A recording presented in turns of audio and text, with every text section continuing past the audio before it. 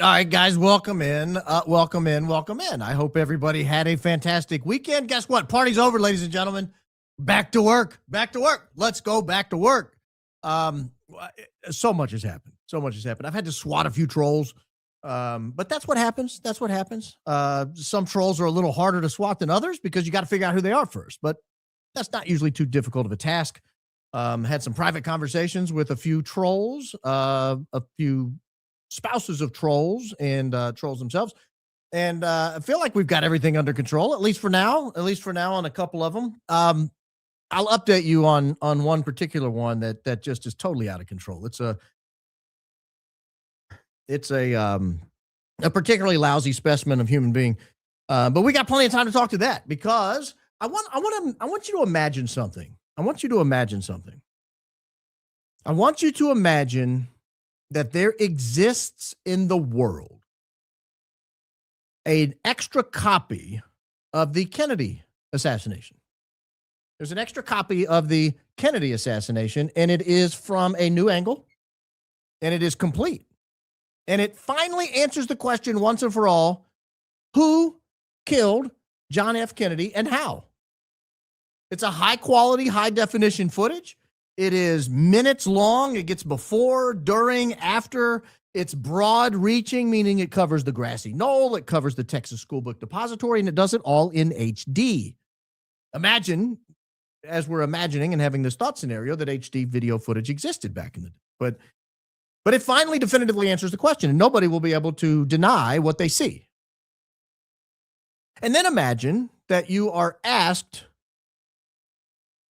or you ask to see a copy of the footage. And you're told no. No, we're not going to show you the footage. And you say, yeah, but you have it. And it's of national importance, historical importance. It's everybody's eager to see what it shows, what it says. And they say, no, we're not going to give it to you.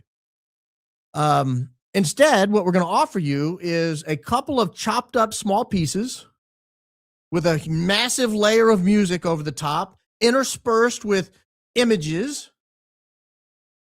And that's all you're going to get. And you'll like it. And if you complain about it, we're going to turn it around on you. We're going to gaslight you. And we're going to tell people that you're just never satisfied, are you?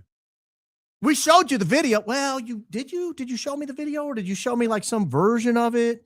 Yeah, we showed it. Well, how do we even know that's real? I mean, it's such a small clip and it's got all this stuff going on in it. Would you accept that? Would you accept that we've got all these different recordings, and we'll talk about them in a moment because I'm going to do an opening on the Zapruder film and some of the films around the Kennedy assassination.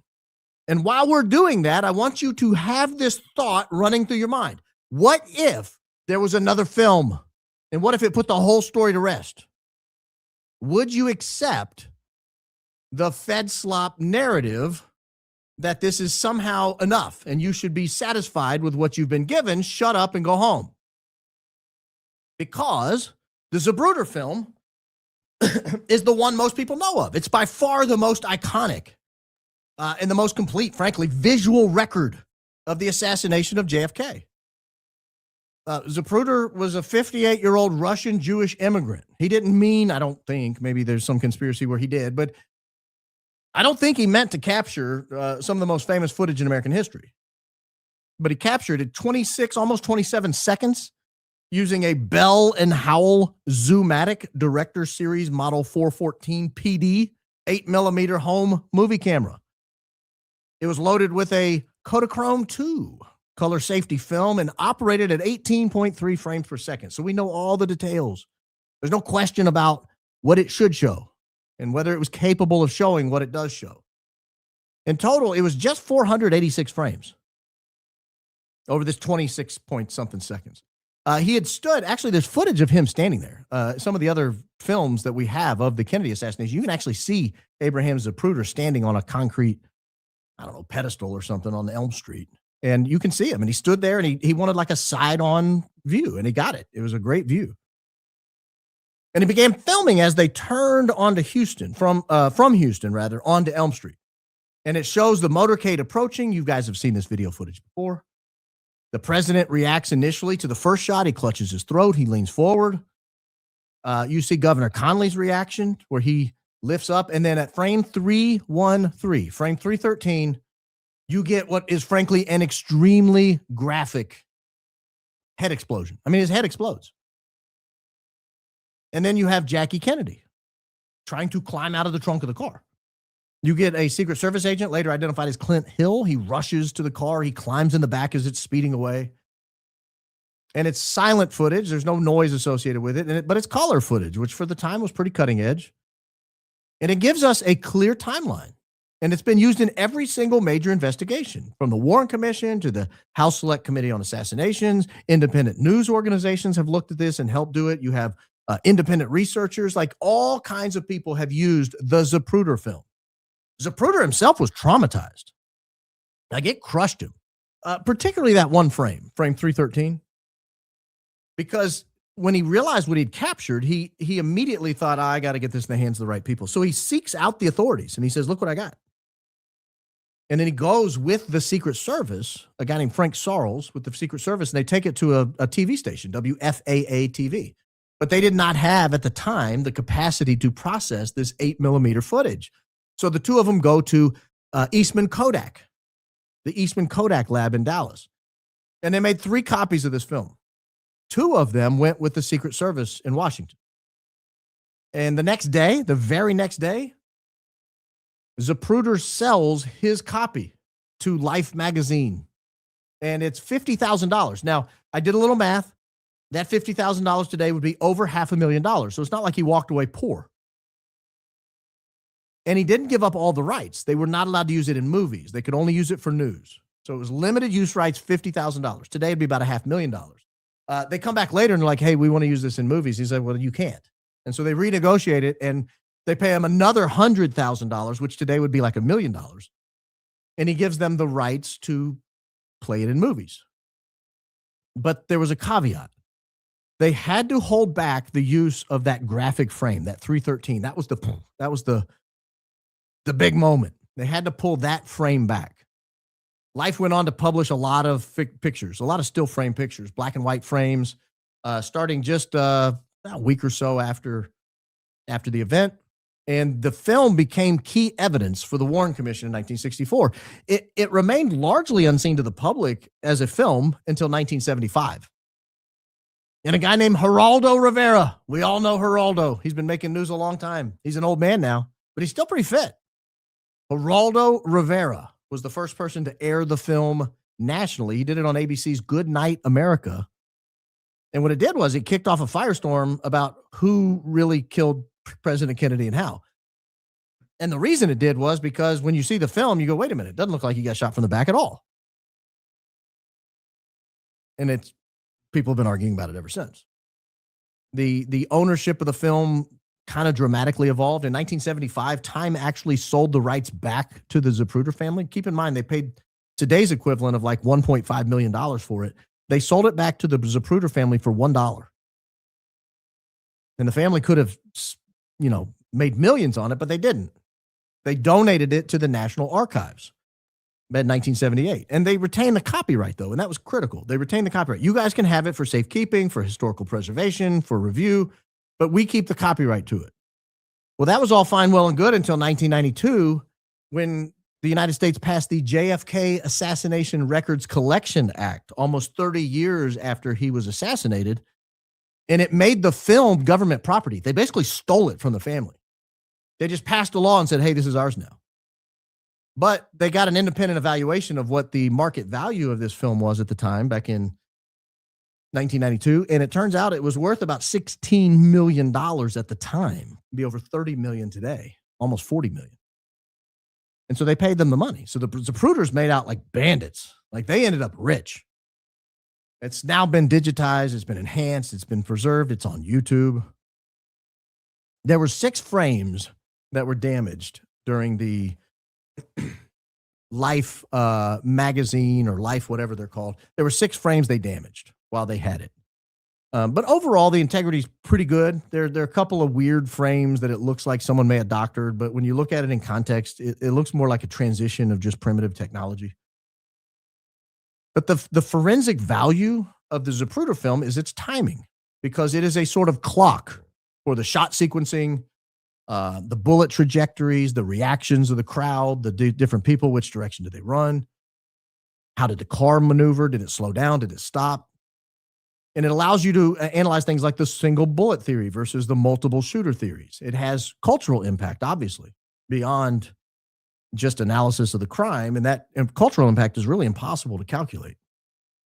But Abraham Zapruder was not the only person there that day capturing the motorcade. At least 32 people that we know of in Dealey Plaza that day in Dallas took films or even still photos of the shooting, or at least around the shooting. But Zapruder's is the only complete record of the sequence. At least 3 other home movies captured portions of the assassination. Several more filmed the motorcade before or maybe the chaos after. And these are complementary. You look at them as a whole. You get perspectives on the famous grassy knoll, the famous Texas schoolbook depository, where Oswald's alleged to have been. You get the crowd reactions. And a lot of these survive as originals or copies or both. But most of them are held by a museum called the Sixth Floor Museum. And this is the museum in Dallas, Texas, that kind of bills itself as the official repository of JFK facts. It's the source of truth that most people refer to. But except for the Zapruder film, there's only really one film that's considered pretty significant out of all of them. And we'll talk about a few more of them, but there's a film by a guy named Orville Nix, N-I-X. Orville Nix. He had a Keystone AutoZoom model K810 8mm camera. He was shooting at about 18.5 feet per second, but he had the wrong film. He had indoor film, not outdoor film, and he was in bright sunshine. He also had the wrong filter. He had an indoor filter, not an outdoor filter. So the result is it's darker footage. It is viewable, but it's dark, admittedly. He began standing near the corner of Main and Houston. He moved to the south curve of Main Street, and he filmed the motorcade entering Dealey Plaza towards the Texas Schoolbook Depository, and he captured the limousine on Elm Street during the later shots, not the original shot. But he did capture the fatal head wound.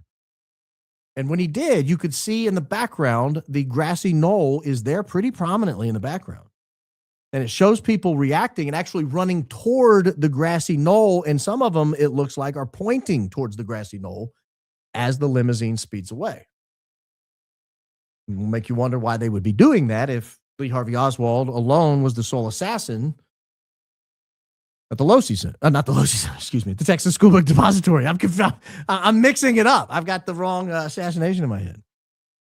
But the full Nix film, you have pre-assassination and a post-assassination segment. And portions were actually used in Oliver Stone's movie JFK that came out back in 1991. And Nix eventually sold the rights to UPI, United Press International.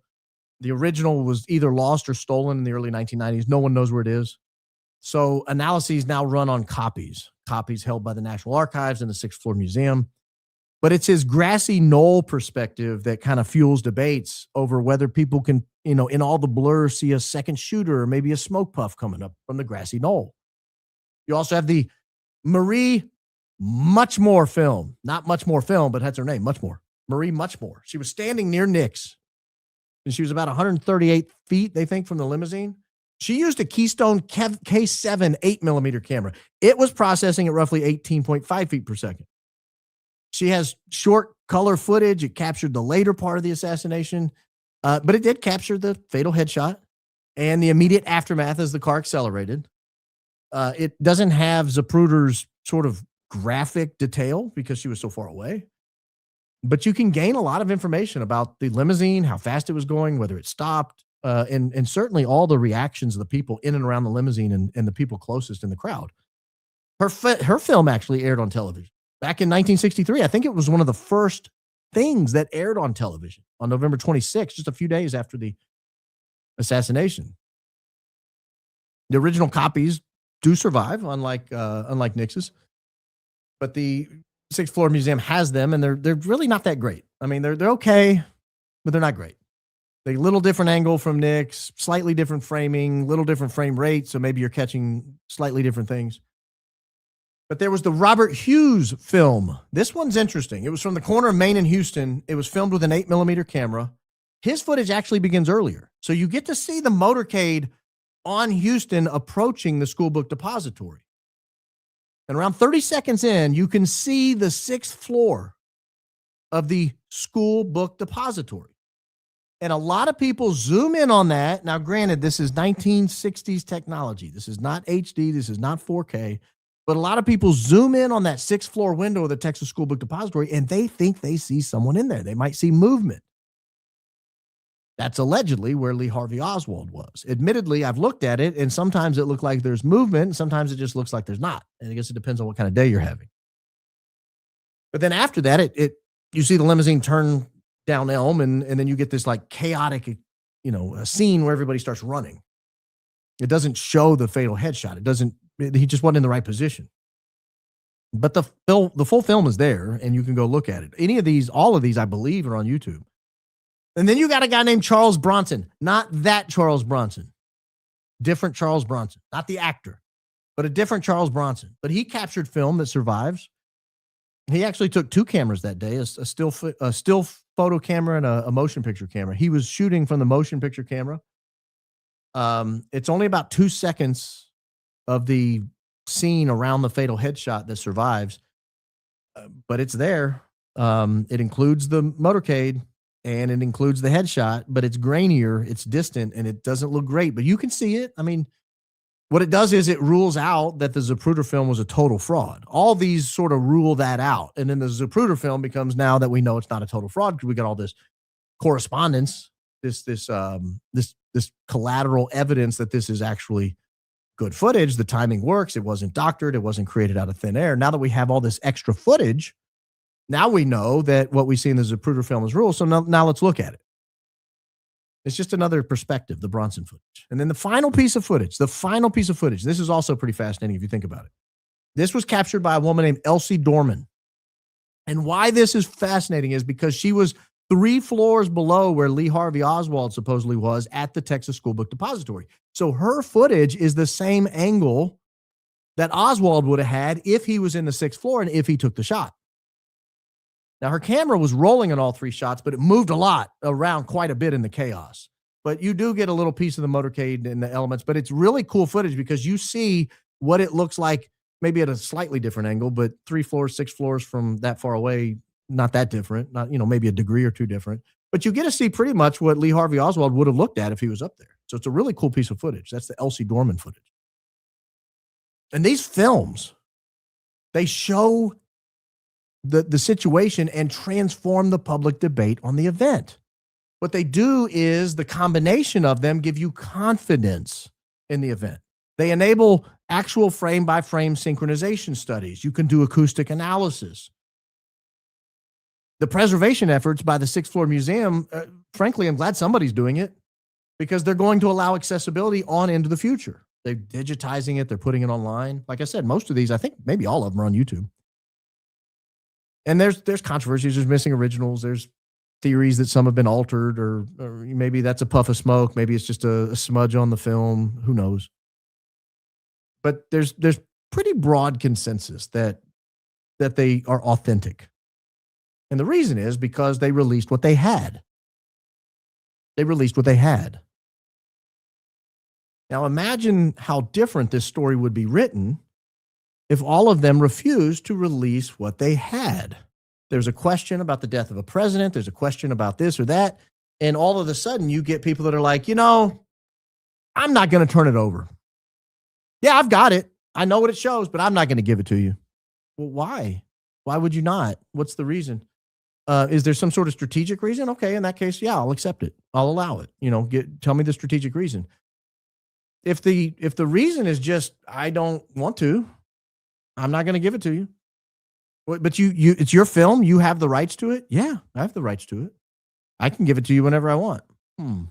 But you're not going to? No, not going to. But you're saying it would solve the Kennedy assassination. That's correct. It would solve the Kennedy assassination. It would be bulletproof. Nobody would be able to debate it. No one would doubt it. No one would dispute it. No, I'm still not going to give it to you.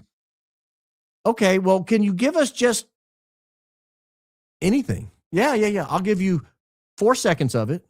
I'm going to snippet it up so you get 2 seconds or second, 2 seconds. Then I'm going to give you another second and a half or 2 seconds. I'm going to put a bed of music under it. I'm going to make sure there's all this other stuff in between. So we're going to have the 4 seconds of critical footage that we think you're looking for, and we're going to release it in a 15-second block. But what we're going to do is we're going to have a montage of Kennedy playing football with his brothers and Kennedy getting sworn in as president.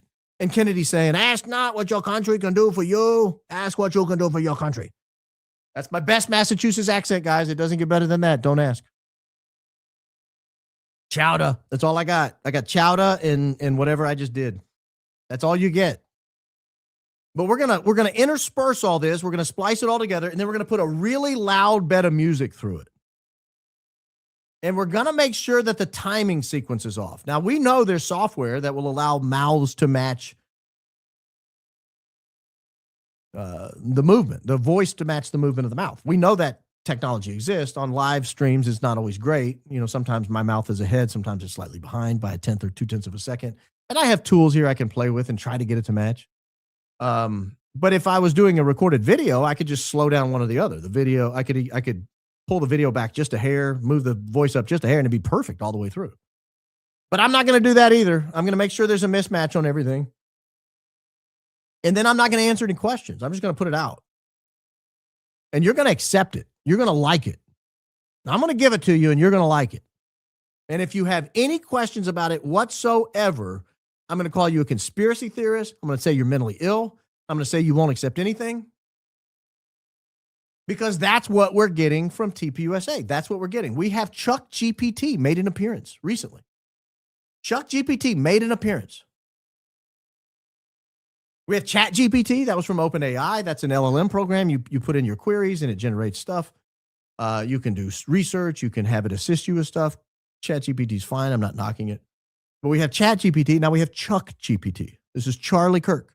GPT. Charlie Kirk. Computer integrated Charlie Kirk. Because I don't believe it's real. I don't believe the video is real. Because if it was real, why wouldn't they release it?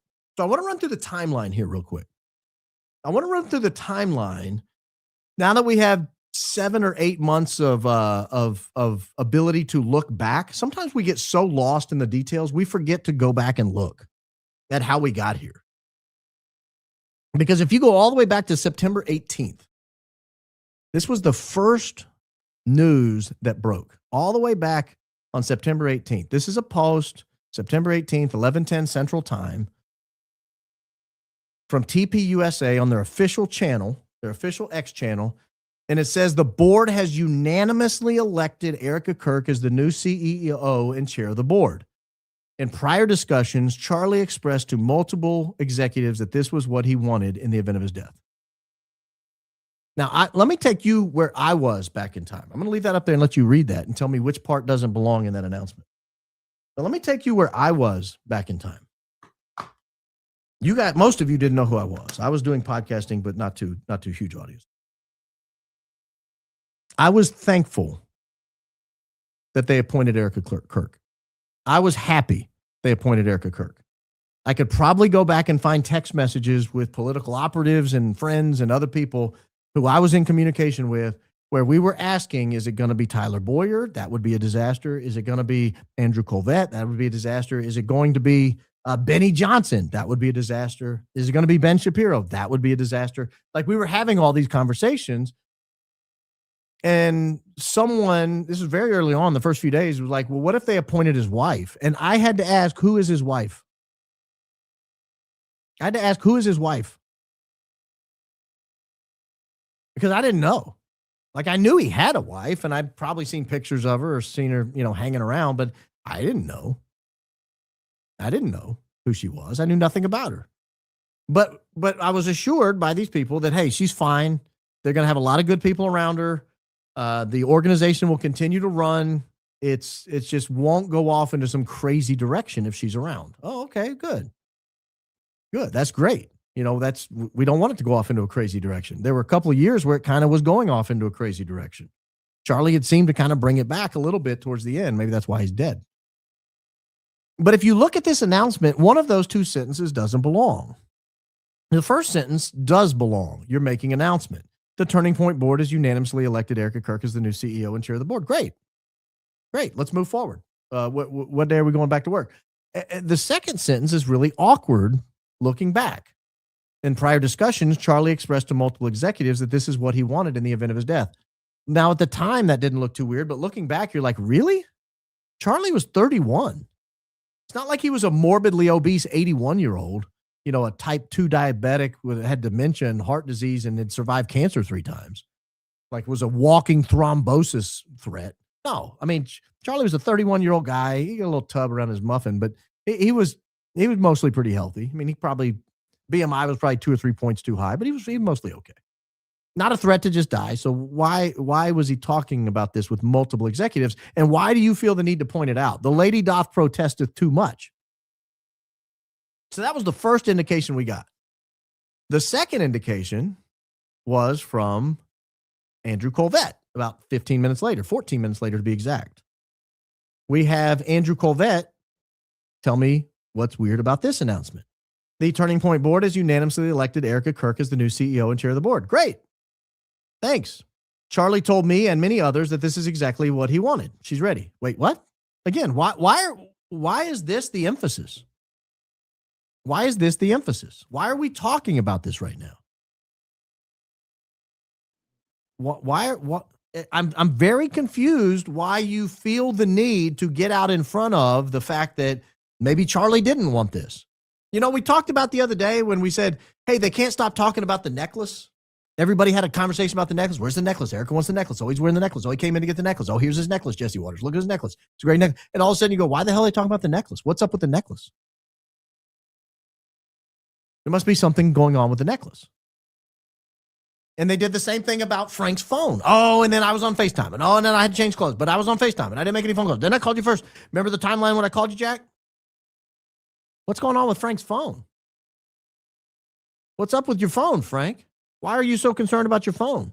And then Andrew, completely out of nowhere, tells us his phone broke. His phone broke.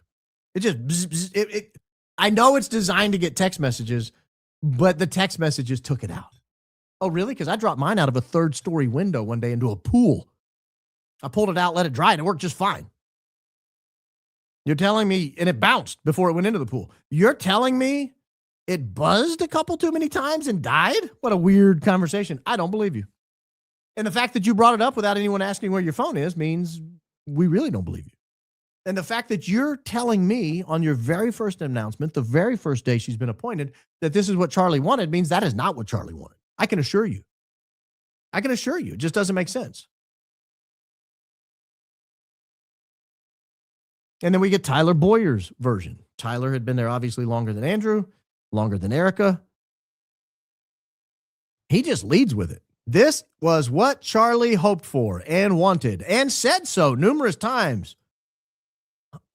Wait, why are you guys all telling us how often Charlie went around saying that he wanted Erika to take over in the event he died? How much did Charlie talk about dying? Like, is this all he talked about? He walked around all day like, hey, can you pass the orange juice? Hey, if I die, Charlie, please, we're at breakfast. Oh, yeah. Hey, let's go get a roast beef sandwich for lunch. Hey, oh, and by the way, if I die, Charlie, it's not even lunchtime yet. Oh, okay. Hey, do you think we should get pizza for dinner? Yeah, that'd be great. Oh, and if I die, Charlie, that's 3 times in one day, big man. Dial it back. It's getting a little creepy. It's a little morbid. Erika is one with Charlie and Charlie is one with Erika. Oh, that's weird. Because Charlie's dead. Not to be morbid, but Charlie's dead. We will put all force of Charlie's spiritual, intellectual, and activist capital into supporting her in every way possible. I'm a little weirded out by his Gen X lack of punctuation, but I'm willing to allow it to pass. That's fine. But again, the lady doth protesteth too much. The TPUSA announcement, the Andrew Kolvet announcement, and the Tyler Boyer announcement all led or greatly supported with their announcement that Erika would be taking over how this was what Charlie would have wanted. As if they knew people wouldn't expect that. As if they knew Charlie didn't want that, and they're trying to force it down our throats. Then you get the next day, Andrew Kolvet shows up on the Cuomo show. and the Chris Cuomo show. And he says the same thing without, frankly, being prompted. And obviously we took precautions in that way, but he was prepared. And he told me personally, he told members of the board and other executives at the organization that should something happen, that Erika was going to be the person that took over. And he knew, I mean, he started dating Erika when his life was already a little crazy. Well, it was a fraction of what it became, obviously, as the years went on. But he knew Erika could handle this type of lifestyle. He knew that she had it in her, and she was incredibly strong and fierce. Which is exactly why he constantly said the women should be home and not at work and raising kids. Do you see what I'm saying? It's almost as if they said, well, we got a problem on our hands.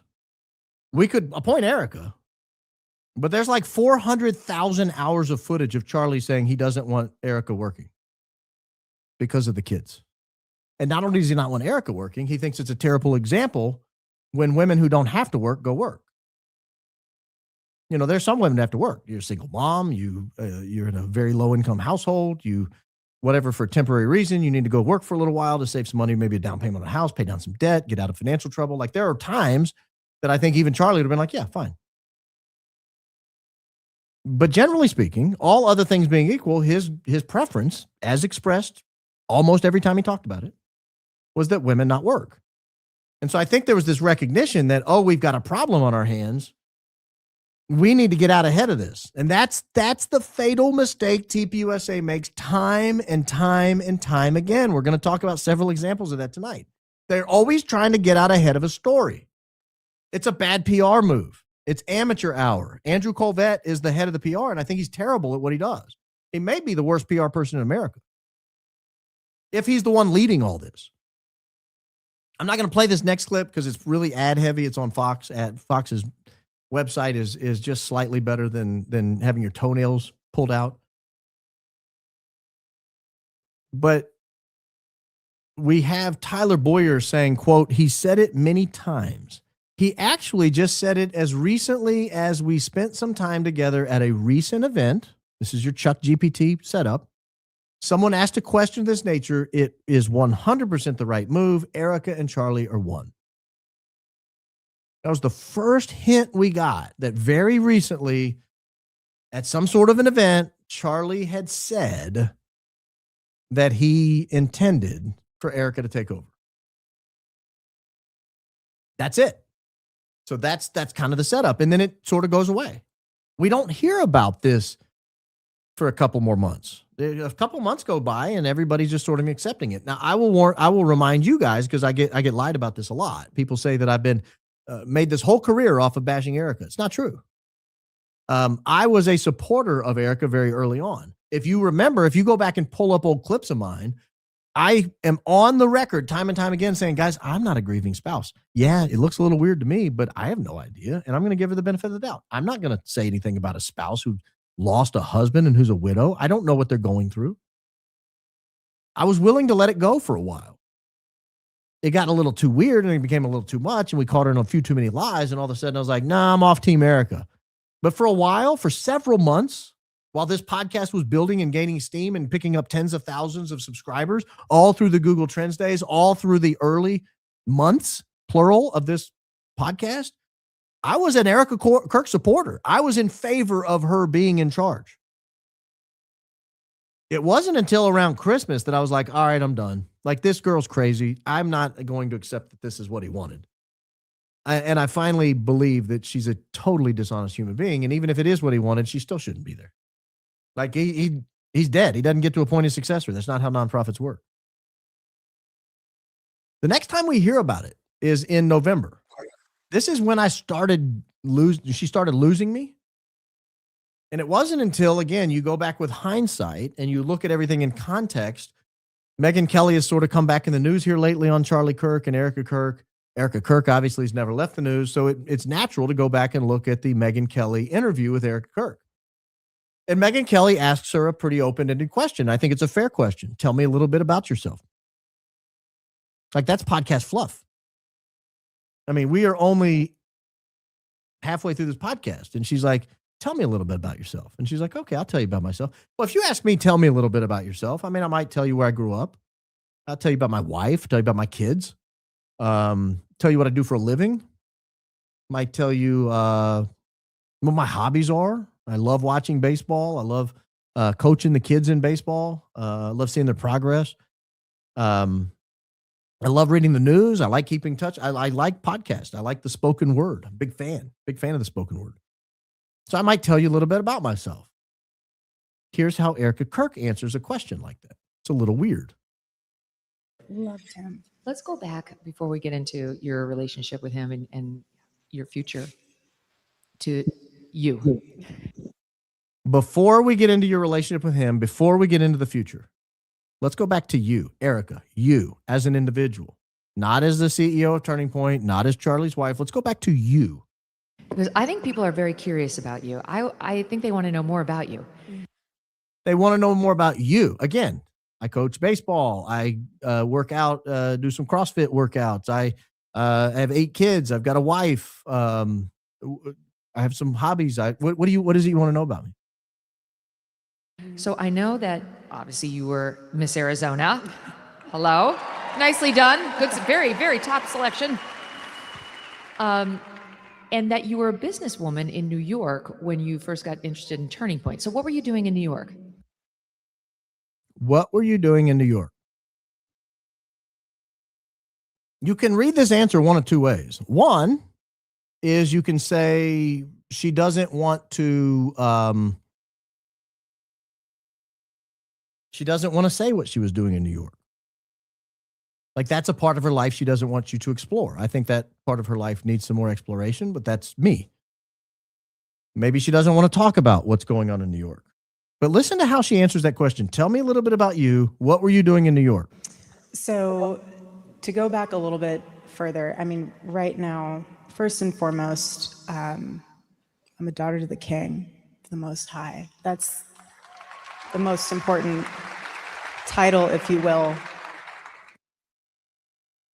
As I always tell my kids, never a bad answer is Jesus. If I ask you a question and you say the word Jesus, it's probably right.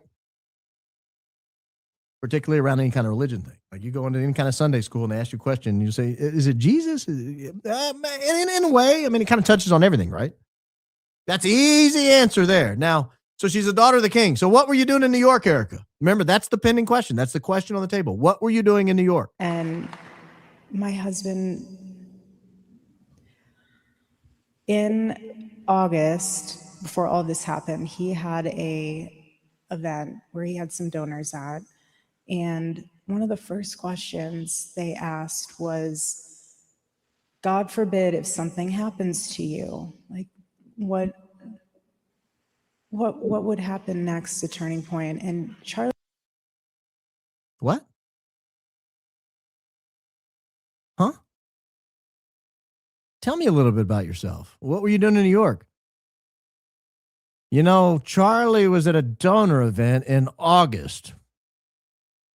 And some morbid questioner, knowing he's 31 and pretty healthy, asked what's going to happen if he dies. Excuse me, ma'am, you still with us? We're here. You're on the set of the Megyn Kelly show. We got a live audience. There's a question pending. What were you doing in New York? Would you like to continue and try to answer that, or we're fast forwarding to August in Colorado for some reason? He made a really interesting point. He said companies, example, Apple, Macintosh, he said they're founder led. He said, but what I have built will one day, if I'm not around, be vision led. And he had made mention at the end, like, Erika will do a great job running it. And what does that have to do with you and what you were doing in New York? Like it seems a little forced, if we're being honest. It's almost as if you had this talking point. You knew you needed to get it out. Megyn hadn't really asked you a question yet that you were able to answer it. So you just decided whatever the next question. I mean, we're almost an hour into this thing. I don't know how long it's going to last. I better get it out now before she says, okay, we're done, everybody. When I watched that video this week, it really put into perspective When I watched that video this week, whoa, whoa, whoa, whoa, whoa, whoa, whoa, whoa, whoa. Oh, wait a minute. Tyler Boyer, Andrew Kolvet, they just said that Charlie often mentioned this. You're telling me there's a video of it? And you've given me the set and setting of the video? It's at an event in August? Ooh, this is interesting. This is interesting. So you watched the video from the donor event or from a recent event. That's all we know so far. You watched a video from a recent event where Charlie says, Erika would do a great job running the joint. Ain't nobody going to run it better than old Erika. She knows exactly how to run this thing. And that, Megyn Kelly, is what I was doing in New York. Thank you for the question. Thank you. That's a great question, Megyn. Thank you. I appreciate that. Well, that kind of goes on and nobody really says anything else. And then you might recognize one of the people in this particular video. Our principal's in this video because a couple of weeks, 3, 4, 5 weeks goes by. What's the date on this? The date on this is, oh, whoops, hit the wrong button. What's the date on this? January 20th. January 20th. So several weeks goes by, 2 months. And no one really has followed up on you saw a video of Charlie saying you do a great job. And honestly, no one was really questioning it. No one was really questioning it. Everybody was just accepting that, okay, well, Charlie wanted Erika to run the joint. I mean, it's a little weird looking back. Like I said, looking back, it's almost like the lady doth protested too much. But at the time, it was like, yeah, whatever. Who cares? You know, we don't really know what Charlie said. We didn't know there was a video of it until she said that. And then we get Candace's comment that says the following. But it struck me as odd because when I sat down with Erika, I had said nothing on my show about that statement.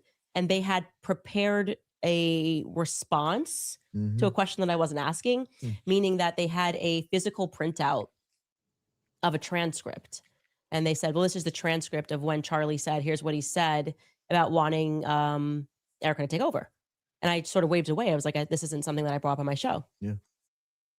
Does that remind you of what what just happened with Megyn Kelly?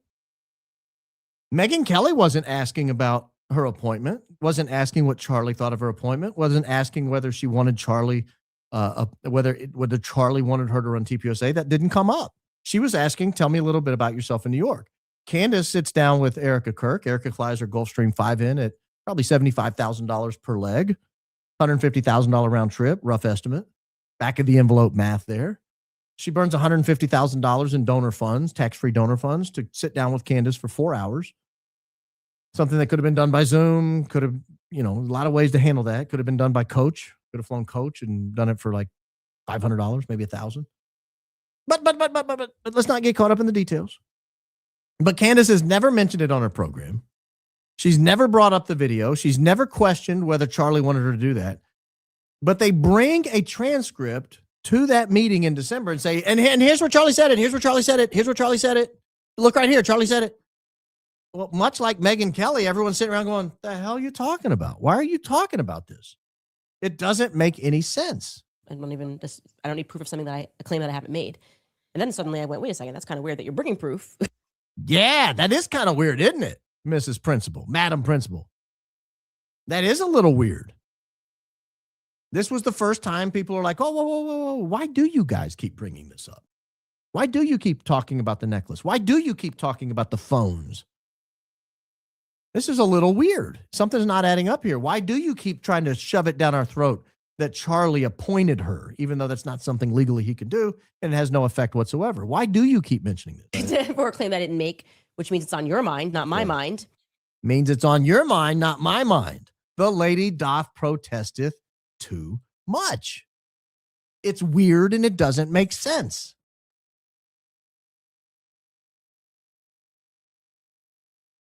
And so we have to ask, can we see a copy of it? Well, we actually did get a sort of a copy of it.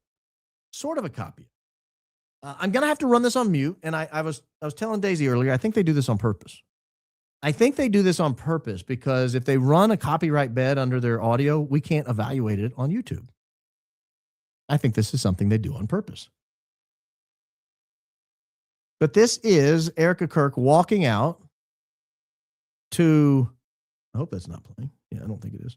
This is Erika Kirk walking out, and these words down here, this is Charlie talking about TPUSA, and then eventually gets to what would happen if he passed away. Weird, morbid thought for a 31-year-old. That's the vision casting. That's the driving success. But we have a great board, and God forbid if something happens, they'll figure it out. I appoint my wife to run Turning Point USA. If something happens to me, Erika would do a great job. And then she walks out. That was the first time we had what they tried to pawn off on us as a snippet of that audio.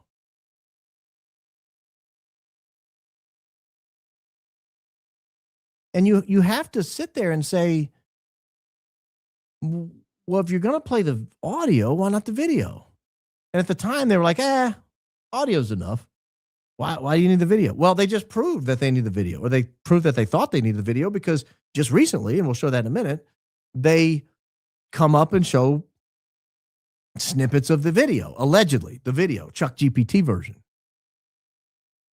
Because then people start asking questions. Wait a minute.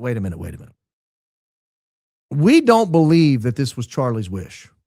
I don't believe it to this day. I still don't believe it. And a lot of people started asking questions about this time, late December into early January. People start asking questions. Is this really what he wanted? Well, here we are 5-6 months later, and we still don't have an answer. Now, supposedly, this is just video footage they had automatically. And then on May 15th, we get an exclusive story from the Daily Mail, of all places, the Daily Mail, exclusive bombshell secret video of Charlie Kirk naming his true Turning Point successor days before the assassination. Except you don't get to see the video. They show us this, but this is clearly not the video. This is from when he was in Korea. But what they go on to say is, we saw the video and we'll describe the video to you. Well, that's weird. That's a really weird position to be.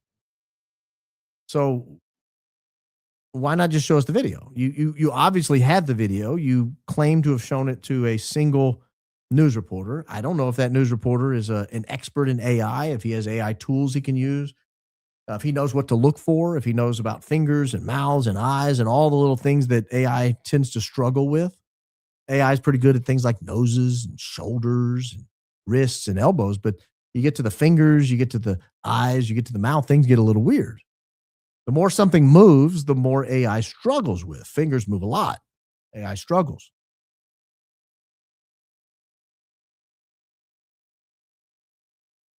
And so they try to dump that on it. And then everybody comes out, all the TPUSA surrogates come out and say, see, I told you. And the guy said, oh, no, this is from the donor retreat. And they retreat to the position that we don't want to show you the video because the video shows the person asking the question. It was a small, intimate setting. In this small, intimate setting where somebody is seen asking the question, we don't want to violate privacy, so we can't show you the video. Oh, okay. Well, that's a weird position because, they make editing software. Pretty much every podcaster in America has access to some subscription service where you can edit software or edit video. It's very common. It's not something you would struggle with if you are TPUSA. You guys edit video all the time. And then Daisy noticed something because this supposedly happened at the August investor retreat. The August investor retreat. August. Daisy had a really curious mind. She said, well, let me look at past donor retreats and we'll look at the pattern and see if this pattern of the August retreat holds across several years. So the first donor retreat she comes up with is 2024. And we have the website. It's archived. You can see it. This was in San Diego. They tend to have it at these top-notch resort locations. Here is the Turning Point USA and Turning Point Action present the Spring Investor Retreat. at the Ritz-Carlton, Baccarat, Santa Barbara in April. It's in April. And you see kind of the backdrop here. You've got this beautiful resort community there. You see what it looks like at a donor retreat. These do seem kind of small and intimate. You've got a small stage. You've got a limited number of people. You've got to pay a lot of money to get invited to one of these. But you can just sort of click through if you had time to let it all load, you could. But you see it's just a small, intimate setting. Small stage, a couple of chairs. And that's it. That's our investor retreat. You get Charlie here, standing here talking. But that's our investor retreat. Spring 2024. Well, when was the next investor retreat? Mr. Host, Mr. Humble Host, when was the next investor retreat? Because if this is the spring one, was there a fall one? Well, we can't find one. We can't find a fall investor retreat. We can't find a winter one. We can't find a summer one. We can only find the spring investor retreat back in 2024. Well, let's fast forward to 2025. 2025, we have the spring investor retreat. This is also in San Diego. We can see a little bit of their branding. We have Monica Page Baldwin posted about it on LinkedIn. We have honored to speak at this year's Turning Point USA Investors Retreat in San Diego, California at the beginning of the month. Well, that was April. Truly an incredible experience, sharing with the audience what it's like to be new media on the block of the White House. And so you get an idea of what it looks like. They're just in kind of a small, intimate setting. You get some branding here, investor retreat branding. So we had a spring retreat that served as that year's retreat in 2024. We've got a spring retreat in 2025 that someone who spoke at it said it's this year's investor retreat. And then we get another retreat this spring, 2026. We have the investor retreat this time in Phoenix, Arizona at the headquarters. And we have a post there from Facebook. A guy named Micah Beckwith for Indiana posted here. Inspirational time today out at the TPUSA Spring Investors Retreat at the Phoenix headquarters. And if you click through, you get to see some of the pictures. And you get to see the backdrop. So each one has sort of branding. I believe that's Glenn Beck looking like he's about to have a heart attack. Face all ruddy. That's Erika Kirk standing there, same podium. That is someone else standing there, same podium. That says Lucas Miles, I guess. That's Lucas Miles. You got the famous picture of Charlie throwing hats right before he passed. And then you have a second podium or a second stage. There's two stages. You've got the main room, then you have this little side room here. Interesting. Main room, side room. And then there's a little bit of the tour here that we're on. But that's it. And this is the people who came. So you see, it's not a massive group of people here. So that's the spring investor retreat. But would you believe it? They actually had a single fall retreat that we could find. A single one. The only time they'd ever done a fall retreat. 2025. 3 weeks before or 4 weeks before Charlie passed away. And that's the one where he makes the outrageous claim. That's the one where he makes the outrageous claim about wanting Erika to take over. So that's where we get this. This is the famous video footage that came out yesterday. Again, I'm going to play it on mute because these people intentionally add beds so that anybody who plays this online is going to get dinged. We don't want that. But this is the highest resolution version we could find that was original. This is Erika. Again, we're just kind of interspliced with some Erika highlights. We got Erika crying, Erika hugging, Erika talking to kids, lots of jump cuts. There's Charlie Kirk, finally getting to Charlie saying Erika would do a great job. And I'm going to play this little piece because I don't think it's going to be long enough to cause any chaos here. I appoint my wife to run Turning Point USA if something happens to me. I appoint my wife to run Turning Point USA if something happens to me. So we get that little snippet of footage. It's about a second and a half. Then they go into them kissing. I'll play it uninterrupted here. Second and a half footage of him saying that goes into them kissing. Then we get an audio jump cut into that, where at the end of that, he says, Erika would do a great job. Now, you can slow this down and you can look at it every different way possible. And you can look at his mouth and you can look at his Adam's apple and you can ask where his mole is.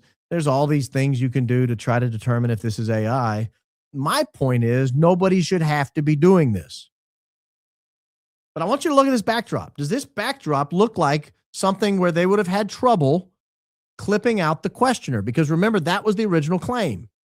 The original claim is we cannot release it because there was a questioner. One of our donors asked the question, and if we release the video footage, it's going to show the donor asking the question, and we don't want to violate the privacy of the donor. We don't want anybody asking why the donor's asking that question. That's weird. And so we're not going to release the video footage. I ask you, does that make sense with this video footage? Do you see anyone in the audience in this video footage? Notice there's not only a jump cut in sound, but look at the building the machine down here. And then we go to the second one. They've actually zoomed way in on him the second time. So we've gotten a jump cut in the sound and we've gotten a jump cut in the frame. So there's a lot going on here. And I go back to my original point. What if this is how they released new footage for the Kennedy assassination? Would you accept that?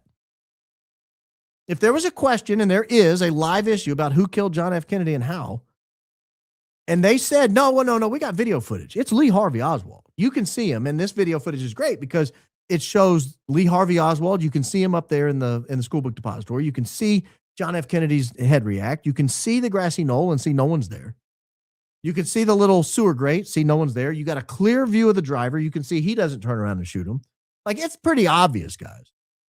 Like, great, let me see the video. No, I'm not going to show you the video.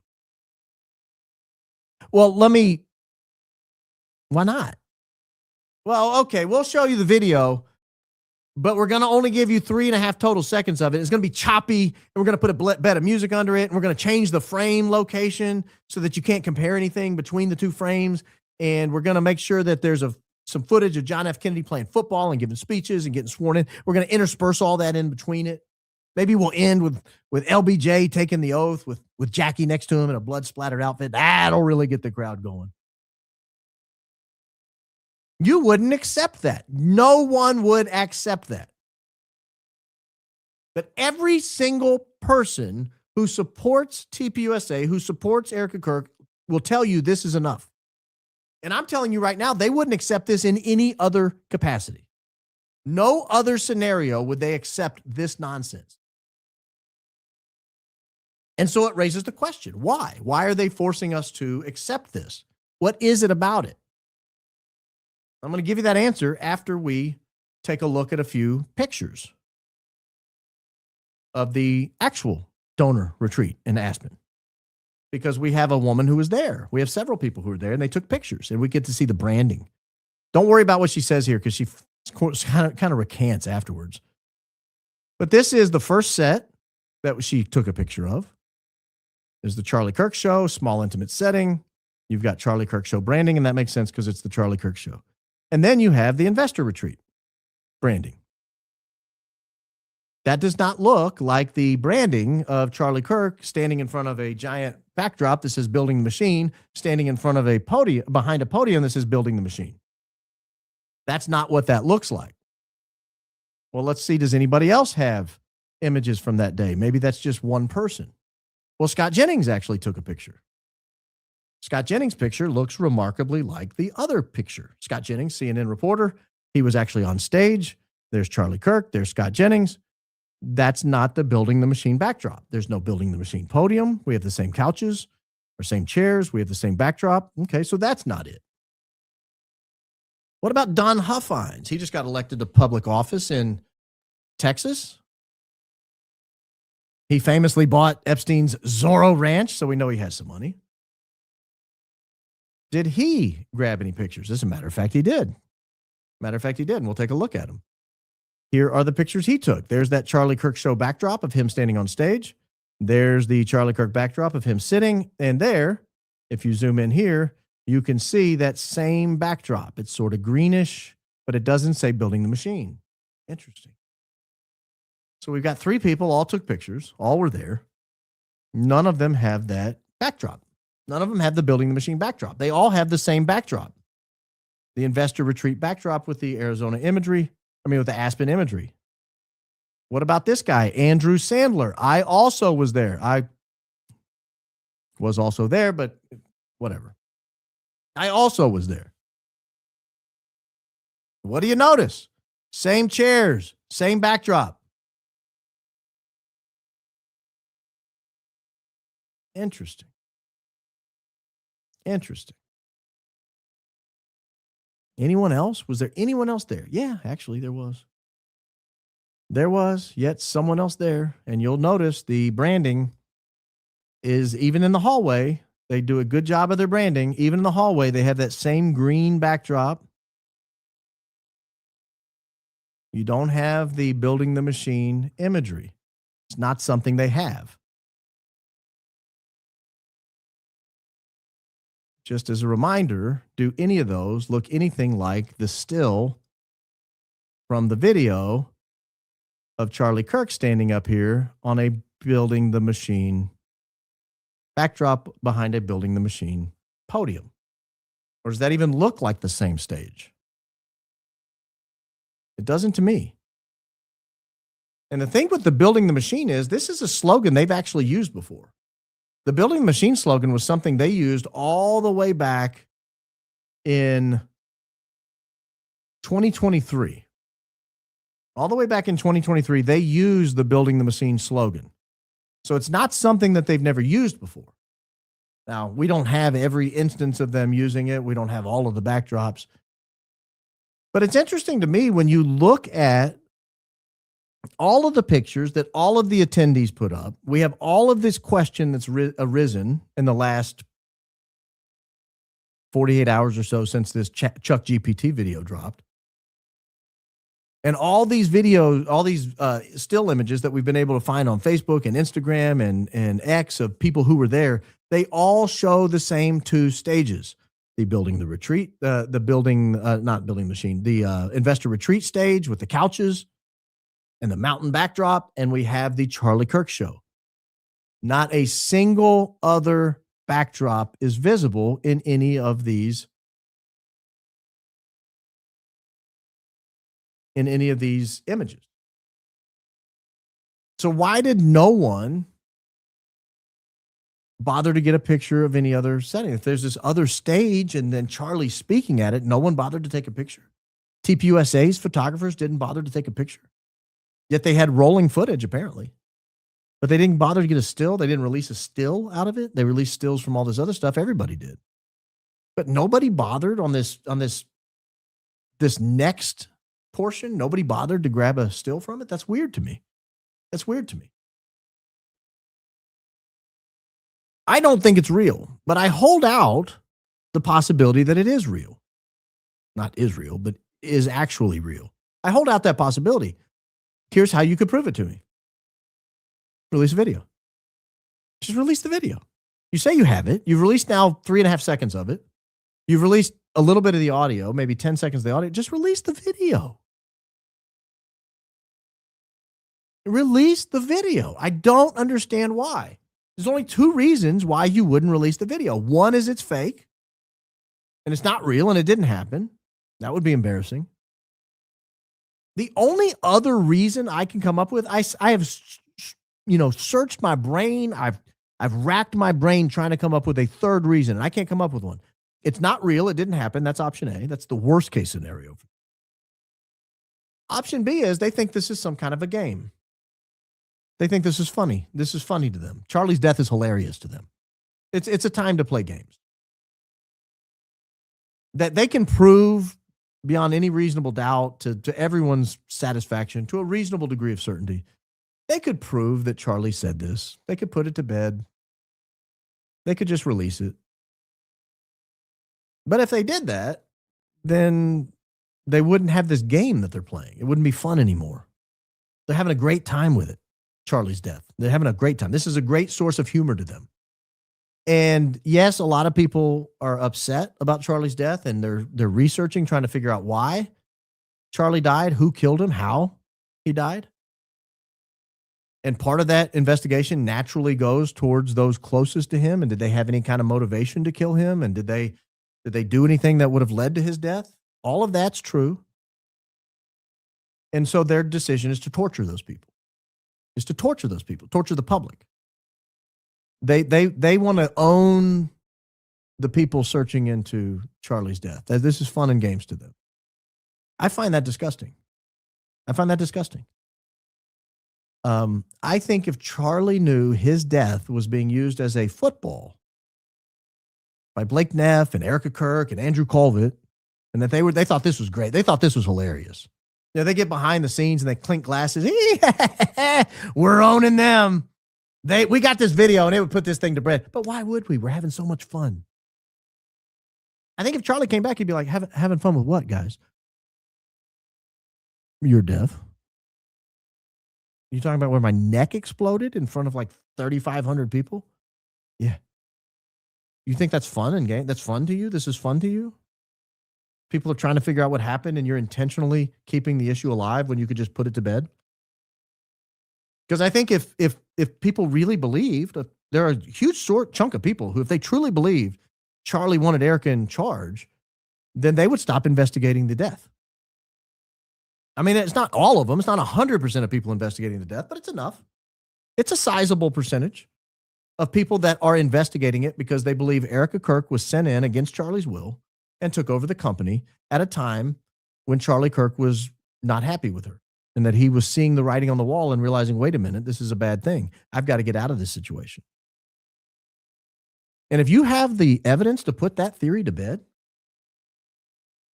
and are intentionally torturing people, and that's fun to you, that's fun and games to you, this gives Blakey a chance to take his fat butt and sit in front of a computer, and I'm going to own Candace over this death of Charlie. She's going to love it. You're like a crazy woman on a train with a knife. Charlie would think that's hilarious. No, he wouldn't. I don't think he would. I don't think he would. I don't think Charlie would find humor in his death. I don't think Charlie would find humor in the fact that he has now a 3 and a 1-year-old who are going to grow up without him, that will never remember living with him, that will never remember hugging him or kissing him, that will never remember having him read a book to them, saying prayers with him, coming home after a work vacation and them running up to him and hugging him. They'll never remember that. And that's funny to you? That's funny? That's what you find humor in? That's what you find is hilarious, Blake, Andrew, Erika? You think it's worth keeping the issue alive that you guys claim is so damaging and so devastating to Charlie's legacy, and you could put it to bed for a great number of people by just releasing the video. But you're not going to, because you want to keep this issue alive for what purpose? To make Candace look bad? That's funny to you? You think that's great? You think that's good strategy? Tyler, this is funny? I think it's monstrous. I think anyone who has access to that video and could put to bed the issue of whether or not Charlie Kirk truly intended Erika, at least in August, the month before he died, that he wanted Erika to take over the organization, and you could put it to bed tonight and you're choosing not to, I think you're a monster. Blake, you're a monster. Andrew, you're a monster. Erika, you're a monster. Yeah, you're a widow, but you're a monster. If you know this video exists, and you know there are people who would watch that video and go, well, I guess I was wrong. And I'll tell you why that's important. I had this conversation, can't remember if it was today or yesterday. It was yesterday. I had this conversation yesterday with somebody. And I said, and I very seriously meant it,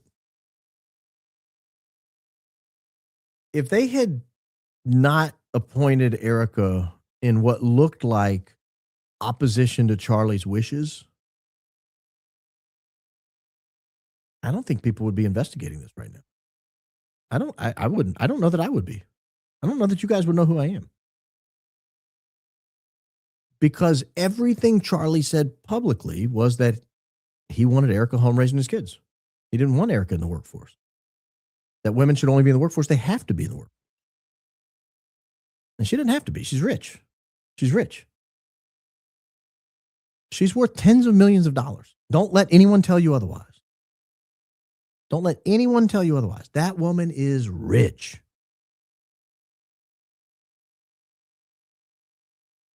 And if she could be at home raising her kids, I think that's exactly where Charlie would have wanted her. That's what he said time and time and time and time again.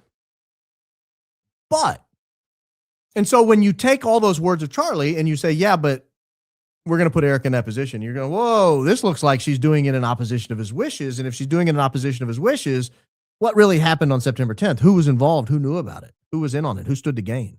Like all the questions naturally start bubbling to the surface. But if we knew for sure that Charlie was like, yeah, generally speaking, I do want women to stay home and raise their kids. Generally speaking, if possible. There are scenarios in which that's not possible, like poor women, single mothers, poor families that need to for whatever reason. Maybe the husband gets disabled and the wife has to go work. So sometimes it happens. But generally speaking, I want a woman home. But there's one exception. And let's say we heard this out of his voice. There's one exception. My organization, I don't trust anyone else to run it. And I know she's up to the task and I would like her to do it. Well, that takes that entire motivation off the table. She's no longer usurping the organization. She's just filling out his wishes. I think there are a lot of people that in that situation would go, okay, what are we talking about then?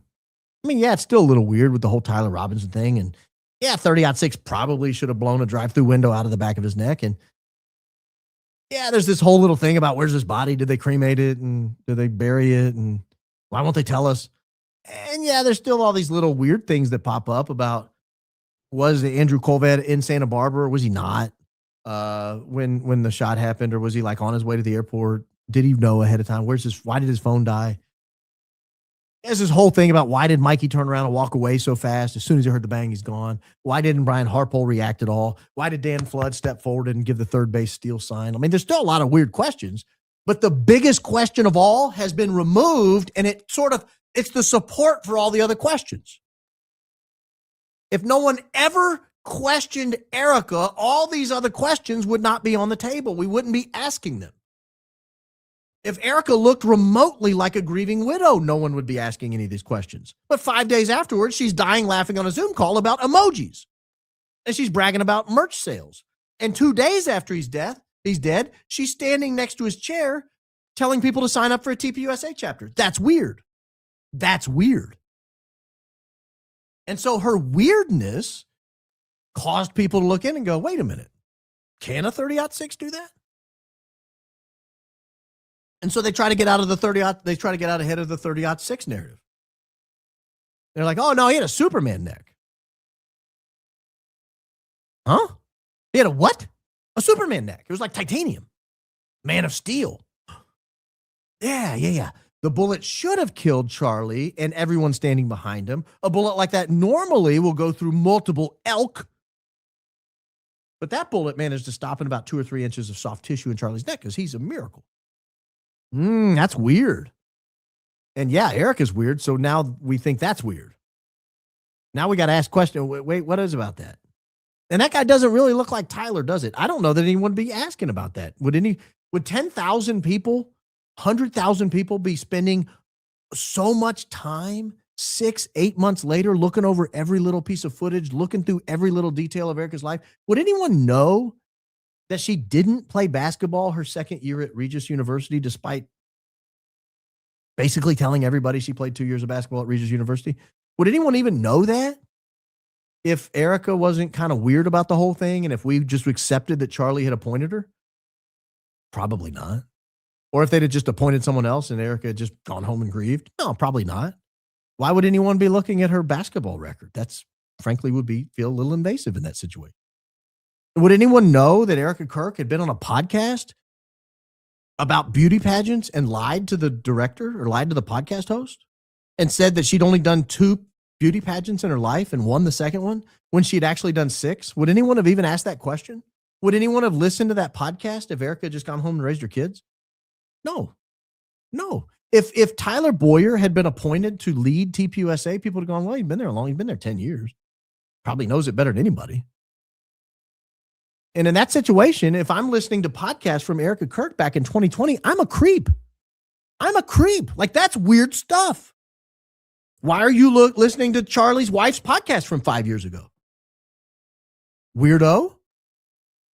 Well, it's not weird when she's the head of TPUSA and they're telling us they're going to get JD Vance elected. Maybe I don't want JD Vance elected. Maybe I do.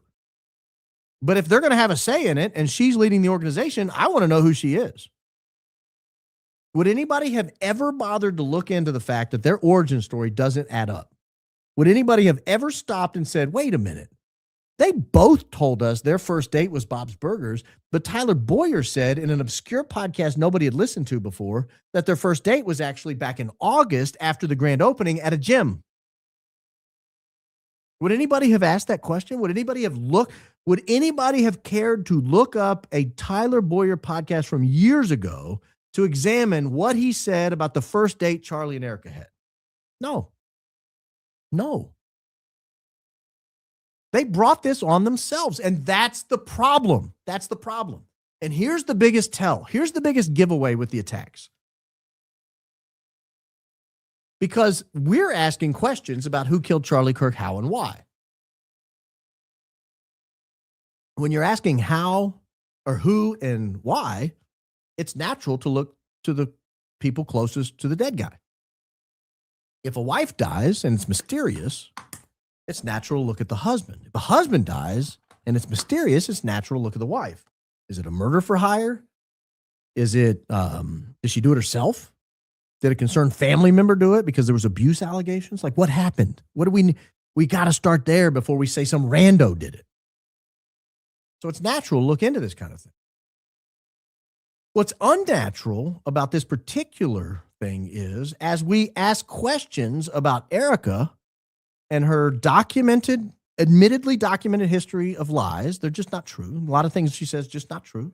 She was in 6 beauty pageants, not 2. Why'd you lie about that? That's weird. Their first date, according to Tyler Boyer, was at a gym in Scottsdale, not at Bob's Burgers. Why'd you guys lie about that? Well, that's weird. Why are you telling us that's not true? You only played 1 year of basketball, not 2. Why did you tell us that? That's weird. You only have 1 college degree, not 2. You did not graduate with a double major. Why'd you tell us that? That's weird. You did not graduate with honors, but you told us you graduated summa cum laude sometimes and magna cum laude others. That's weird. Why did you tell us that?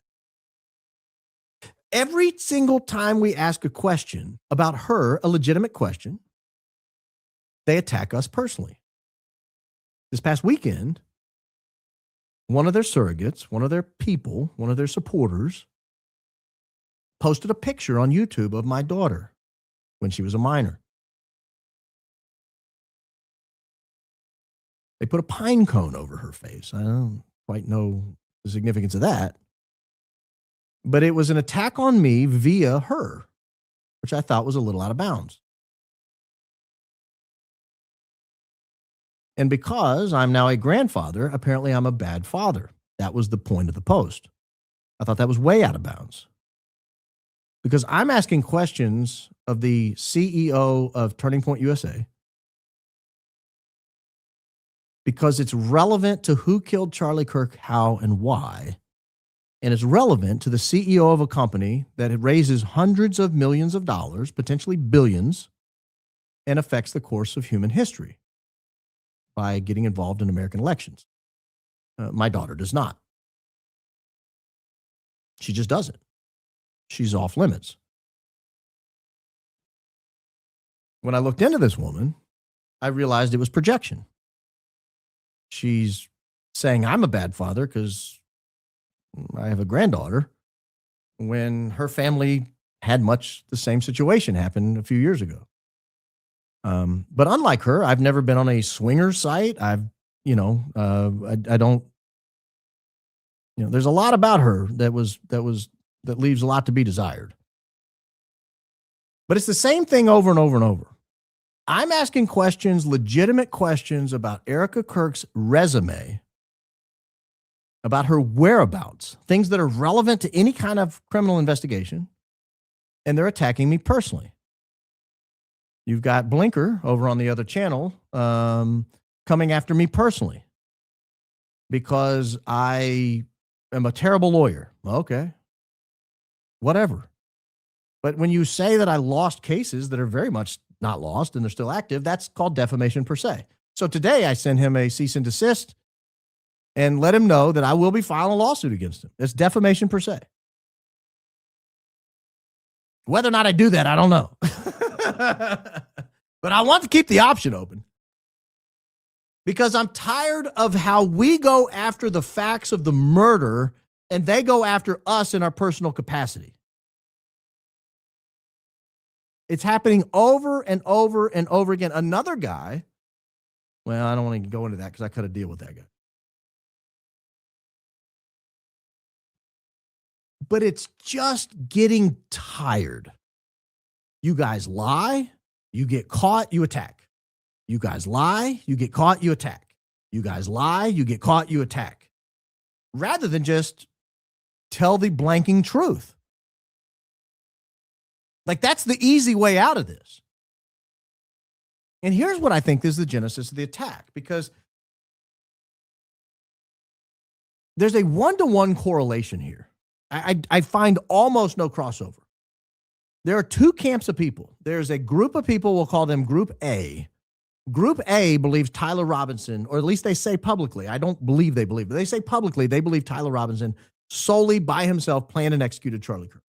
And then you have Group B that goes, is that true? Like, we should look into this because that doesn't really make a lot of sense to me. These are two people. These are two groups. You know what one common characteristic all of Group A has? They're all pro-Zionists, every one of them. I have yet to find an example of one who is not. I'm not talking about like low-level minions who are anonymous people attacking, even though all of them are too, from what I can tell. But I'm talking about the people you've heard of, the people on X. 100% of them who believe Tyler Robinson planned and executed Charlie Kirk by himself. He is responsible and he should get the death penalty. I can't find an example of one who's not a rabid pro-Zionist. And so you wonder, like, is this a litmus test for this group? Is this what it's really about? And if that's the case, it really raises the question of who killed Charlie Kirk and why. Because that seems to be the common thread. Because it's not man or woman, because we have men and women both saying it. It's not podcaster versus news people, because we have podcasters and news people both saying it.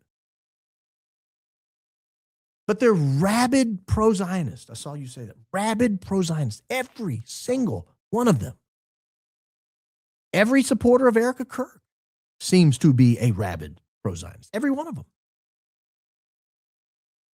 And when that's the case, you have to ask, like, is this why? Is this why they're taking that position? In other words, is there a common payment source? Like, are they getting paid from somebody to say this? I mean, maybe. I don't know. Not making that allegation, but it makes you wonder.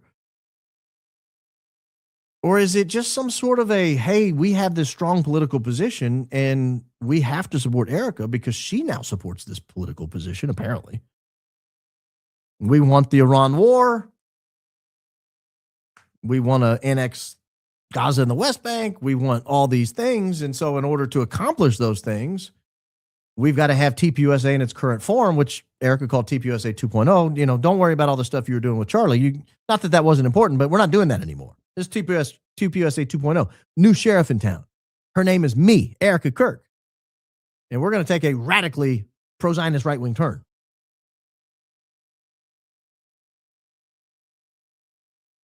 And anyone who doesn't see it is willfully blind. Willfully blind. I mentioned Gary a minute ago. His whole platform is now sold out to Zionism. That's all he does now. That and attack me. That's it. Like, that's his whole platform. Well, great. But that's weird. Look at Allie Beth Stuffy. Look at Dana Lash, who's now, Dana Lash's husband for some reason came out of nowhere, started attacking me. Every single, Glenn Beck, every single one of them who supports her, every single one of them who believes the Tyler Robinson narrative necessarily supports her. I've yet to come across anybody who's like, I'm really, I don't think Tyler Robinson did it, but man, I am super pro-Zionist. I've not seen anybody like that. I've not seen anybody who's like, hey, I'm not really pro-Zionist, but that Tyler Robinson, he sure is guilty. No, I mean, it's like 1-to-1. It's every single one of them, to the point where you have to stop and go, oh, I get it. I get it. They know it's not true. They know she's a congenital liar, like a liar from birth. They know every word out of her mouth is questionable at best. It needs to be vetted because of her long documented history of lies. Like documented history of lies. This is not just me lobbing bombs at her, making stuff up. Like she said she'd only been in 2 beauty pageants. She'd been in 6. It's a lie. She said she had 2 degrees from Arizona State. She had 1. That's a lie. She said she graduated with honors. She didn't. That's a lie. Yeah, that's not it. Like it's on and on. There's a whole bunch of them. Not to mention the exaggerations. Oh, I was the CEO of 2 companies. No, you weren't. Shut up. No, you weren't. You ran a defunct charity that did nothing. Like, which raises the question that Megyn Kelly asked. What the hell were you doing in New York? How did you get there? Who did you know before you moved there? Who convinced you to move there? What was your job when you got there? What were you doing? You were there 4 or 5 years. You were cleat chasing before that. You were dating ball players, like globetrotting. Oh, yeah. And you said you moved to, or at least Charlie, you told Charlie, or at least he said that you moved to China for 6 months. And then you told someone else you'd only been there 2 weeks. Well, it turns out the boyfriend, it looks like you followed over there, was there about 6 weeks. So is the truth sort of in the middle? And were you doing humanitarian work, or were you just shacking up with your 6'10" former Detroit Piston ball player? Because you also said you moved to Puerto Rico in the same breath, and that he went from Puerto Rico to China playing ball. So it sounds like that's what you were doing. So there might be some exaggeration. There might be some lies. There might be some sort of gaslighting mixed into this. But this whole thing is a limited hangout. You guys remember the opening I did on a limited hangout? Where we talked about they will release some truth, but they always, just enough to shut you up and not reveal the real truth. Like, why was this particular investor retreat so private that we can't even release video from it? What was going on in there? Who was there? Why was it so private? All the other investor retreats have pictures and announcements and website. Why was this one so private? Why was this the first one that was held outside the normal spring time zone? All the rest of them were in April. This one was in August. That's weird. You just had one in April, 4 months prior. Why'd you have another one so soon? And if you're going to have one, and you already have a backdrop that's got a beautiful picture of a Colorado mountain, it's aspen themed, and you got the colors of greens and oranges. Why are you recycling an old slogan you guys used back in 2023, 2 years prior, that says building the machine? What the hell does that have to do with an investment summit? That doesn't make any sense. So it sounds like a limited hangout. Like maybe Charlie did say it, but he didn't say it there. Maybe he said it at another event. Maybe you guys were desperate to find audio to support what he said, to support her appointment. So you started pouring through old Charlie Kirk archives, and you found something from 2 or 3 years ago, he said, and he said it in jest, which is why you won't show us the whole context. I could see that. I would believe that. I believe somebody asked, like, hey, Charlie, let's say you weren't around. Who would take over? Oh, I appoint Erika. She'd do a great job. I could see that. But in context, you would look at that and go, that was years ago. And so they have to tell us, no. He said it, but he said it in August, just a few weeks before he died. And by the way, he was telling anybody who would listen. Oh, that's all he talked about was Erika taking over if he died. He was a very morbid man. That's all he wanted to talk about was his own death, his own demise. Like most 31-year-olds. Like, who hadn't met a 31-year-old who didn't just talk about dying all the time? Who among us?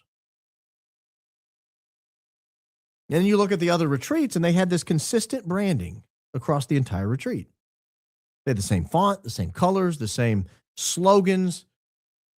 Why was this the first one ever that had a super secret room where no pictures were taken, no video was captured, except the official video from TPUSA that had totally different branding, totally different slogan, totally different colors, totally different stage appearance, totally different lighting? The lighting wasn't the same. Why is this the only one that has that?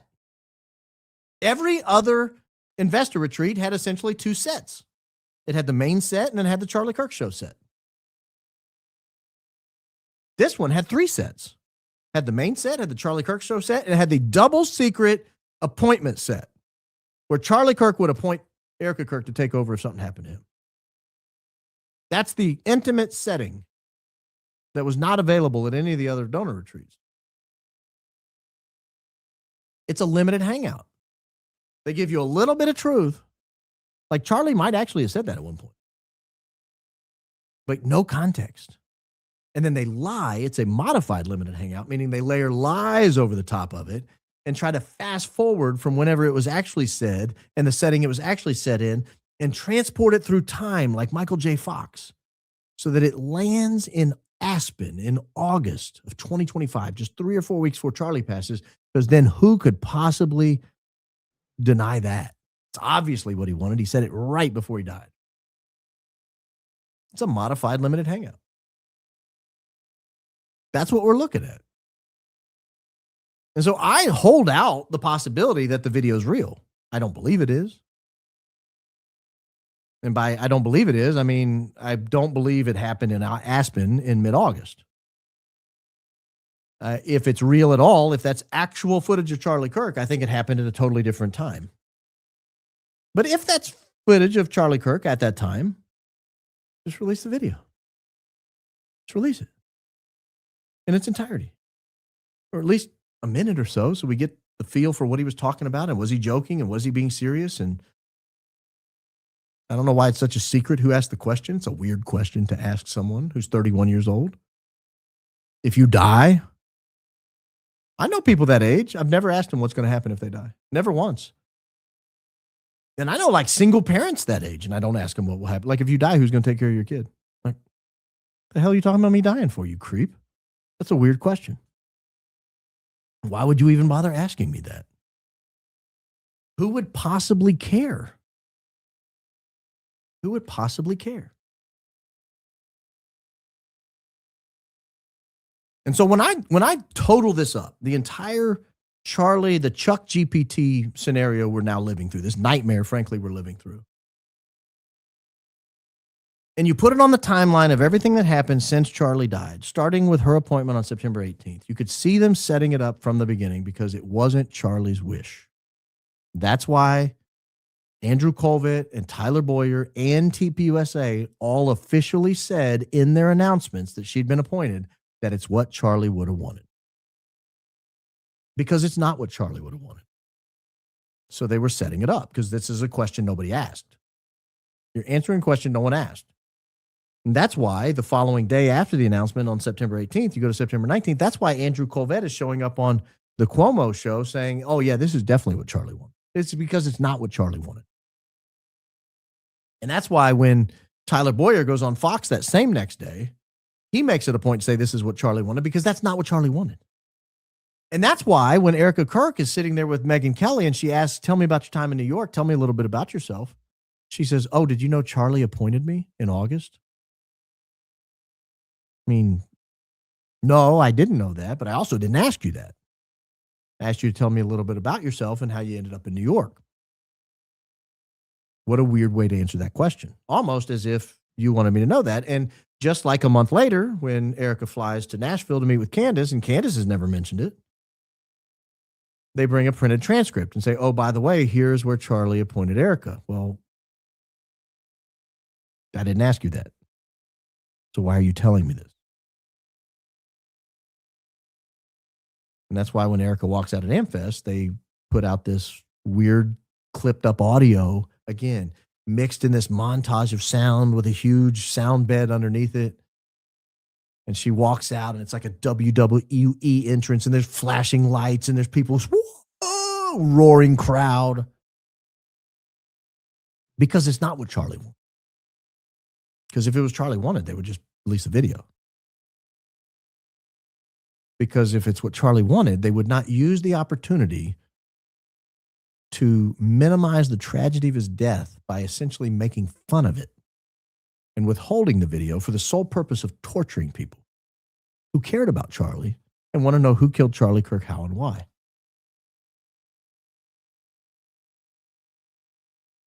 So I close by saying, I think these people are monsters. I think this is proof of that.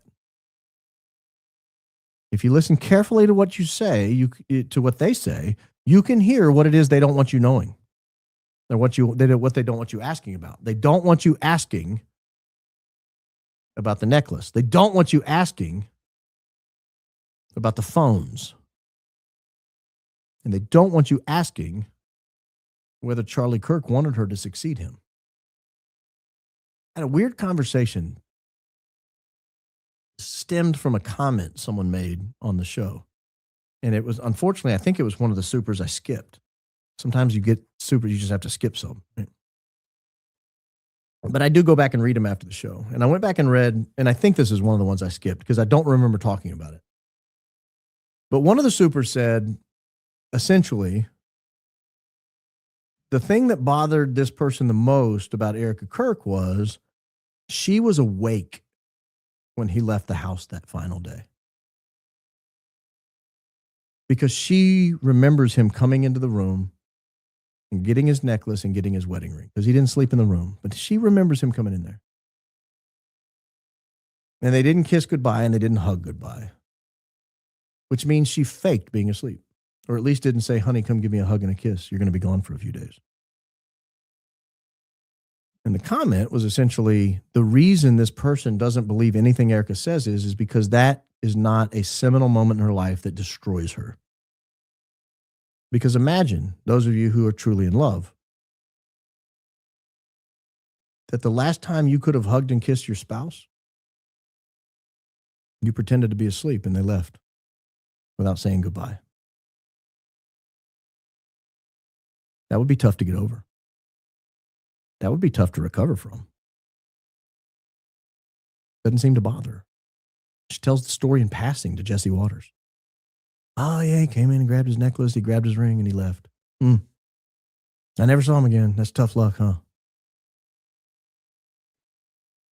That's wild right there. That's wild. I would think she would be inconsolable when she tells that story because she missed her shot to say goodbye.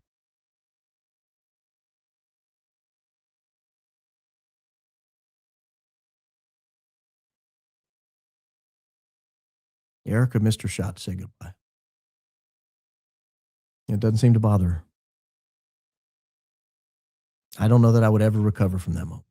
Your final chance to hug your spouse alive. Your final chance to kiss your spouse alive.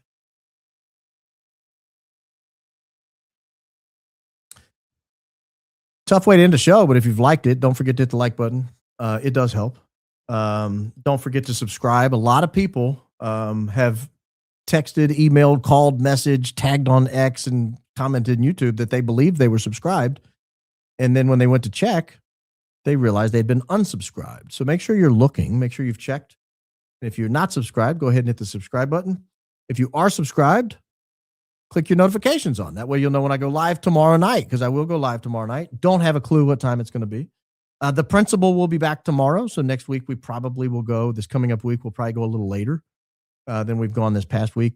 This past week, I've really enjoyed going around 5 o'clock and getting done around 8:30 or 9 and being in bed at a reasonable hour. Well, those days are done. And that's okay, because the principal's back, and I can't wait to hear all about her trip to Russia and all about her ChuckGPT insights and more. So we'll do a show. We'll let her finish, and then we'll go afterwards. The after party, as she likes to call it, the after party. But yeah, don't forget to like, subscribe, click notifications, and all that good stuff. And I will flash through some of your comments. Honored to be part of the community. Baron, you inspire us to do better. Christ is King, indeed, and you are our fearless leader. Thank you for your hard work. Jesus is our fearless. I'm claiming #1 fan from Maryville, Tennessee, East Tennessee. Thank you for all you do. I've watched you since October. You become my top go-to for non-Fed slop news. Keep trudging. Love you. Christ is king indeed. Love you more. Love you more. We got one checking in from Belmont, New York. I bet you'll never find that on the map. Well, I'm not even going to look if you tell me it's not on there. I mean, I don't want to go on a wild goose chase. Trish, thank you. Last super was first ever and belongs to you. Christ is king, indeed. Your last was the first ever. I don't know what that means. Get your snack, ladies and gentlemen. It's about to start. Oh, these were all before the show even started. Wow. First time super showing some love from South Louisiana. Better stay strong and keep the faith. Don't let the I got to tell you two things before you guys all get off. We got some number one fan merchandise just got put up on the merchandise store. So if you have not checked that out and you would think you would be interested, it's a pretty cute little design. One of our listeners, Patsy, put it together. She's great. If you think you would like some number one fan merchandise, it is on realbaronpodcast.com. So you go to realbaronpodcast.com, click merchandise, click view all, and you'll find it in there. It's a pretty cute little design. I myself am going to buy one. I'm going to be my own number one fan. What was the other thing? There were two things I was going to tell you. I can't remember the other one. Stay strong, keep the faith. Don't let liars ruin all the great work you've done. Oh, no one's ruining my work. Just jabbing a boxer is just part of the game. Practice getting up several times a day without using my hands. Thank you. Christ is king indeed. I hope all of you are doing that, particularly as you age. Once you hit about 50, you need to be able to stand up and sit down 20 times in a row without using your hands out of a kitchen chair or something roughly parallel. And then you need to do it several times a day. Don't forget your snack. It's about to start. Don't forget it, ladies and gentlemen. Don't forget. Now I remember what my other announcement was. Friday will be the member show, 2 p.m. Central Time. If you watch Cassia at Daily Freddo, you're going to love it because she's going to be on with us. I love her stuff. She's a load of fun and she has great insight. And I can't wait to hear more about her story because she doesn't really go into her story. And I want to ask her about her story. She loves covering news and her news insight's great. But I want to know more about her story. And so if you like that on the member show, 2:00 Friday, we'll do a member show with Cassie. In your experience, what's the best way to conduct my own research? Where do I even begin on any given subject? How can I purge bad information effectively? Love you, Big B. Christ is king indeed. The number one qualification for an independent researcher is to have a curious mind. If you have a curious mind, just try to find answers. Just try to find answers. That's all I can say. I mean, it's such a big question. I couldn't possibly answer it in a super chat, but you have to have a curious mind. If you have a curious mind, Ashley, you're qualified to be an independent researcher. Now you just have to start using good sources. Don't just hit Grok or ChatGPT or Claude. You gotta answer the question yourself. You got to check the sources. You got to verify. You got to look what other sources might be able to that can answer this question. I just want you to know. We see what a class act you've been this weekend. Truth is always revealed. Christ is king indeed. Thank you. Thank you. You're a keen noticer. You're a keen noticer indeed. Got my RBPT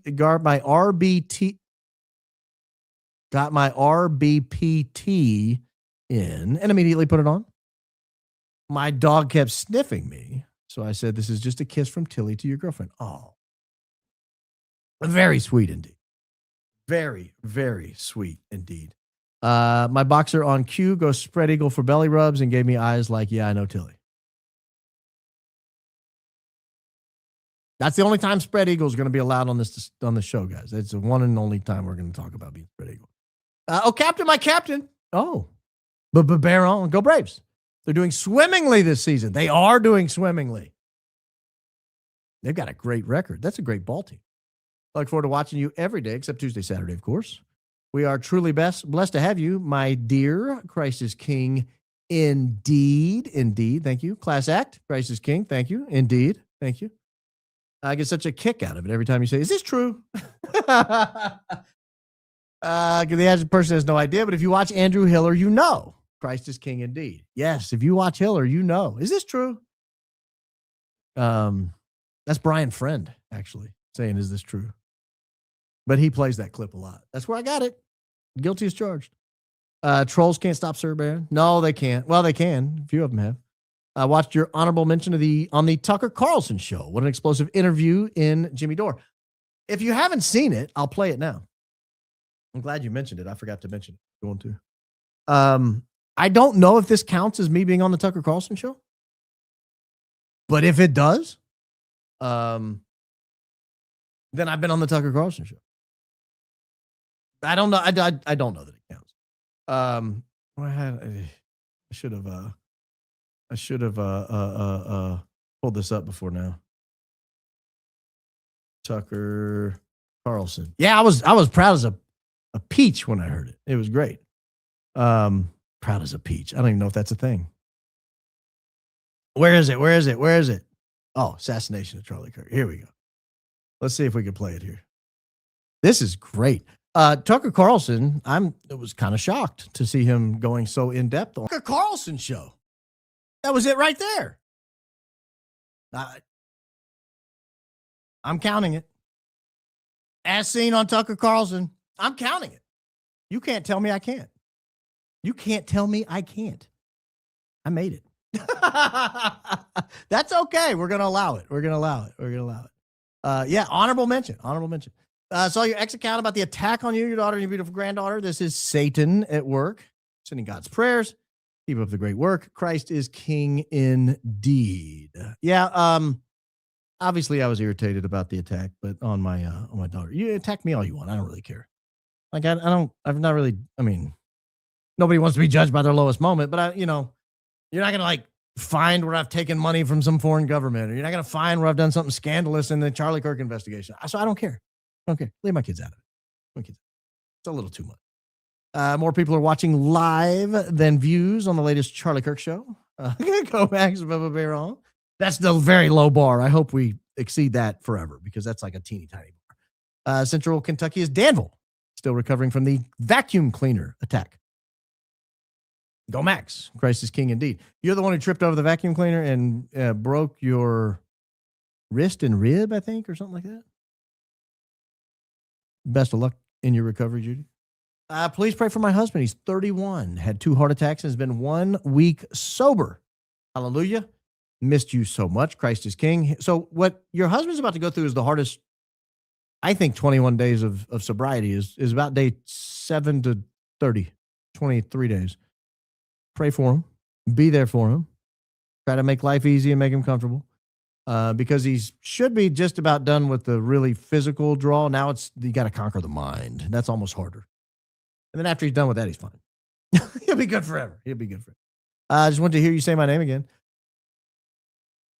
Kent RSTH1CU. You've heard it. I miss Joe Kent days when you said it all the time. And yes, that's my dog Buster. He loves Tilly's. Thank you for all your hard work. Christ is king indeed. I like Joe Kent. I should say his name more often. Anna Escobar, episode 13, Critical Info Baron. I watched it. I may have an opinion on it this week. I've got to digest it a little bit. And I got to not fact check it. Not that I believe she's inaccurate. But I need to, but I did watch it in its entirety. She's great, admittedly. I love her passion. I love her curious mind, very curious mind. So I've got no issues with Anna as a podcaster or as a person, but some of the information I would want to just double check, just to make sure. Big boy topics she's covering. Here with my Bull Butter shirt on to support. That's one of my favorites. We ride at dawn. Keep going, Max. Oh, whoa, thank you, Miss Mayberry. I'll be there. Most anti-shame story in the Bible. Rahab joined the Israelites after the fall of Jericho. She was shunned by people for her past lifestyle. God said, no, this woman's DNA will flow through my very son. They didn't even know about mitochondrial DNA at the time. They didn't have a clue about mitochondrial DNA. Yet, there it was. I'm late. Did anyone bring up Anna Escobar's trends and planes research and findings? Compelling. Yeah, commenter did moments ago. Thank you, Breland family. Very kind of you.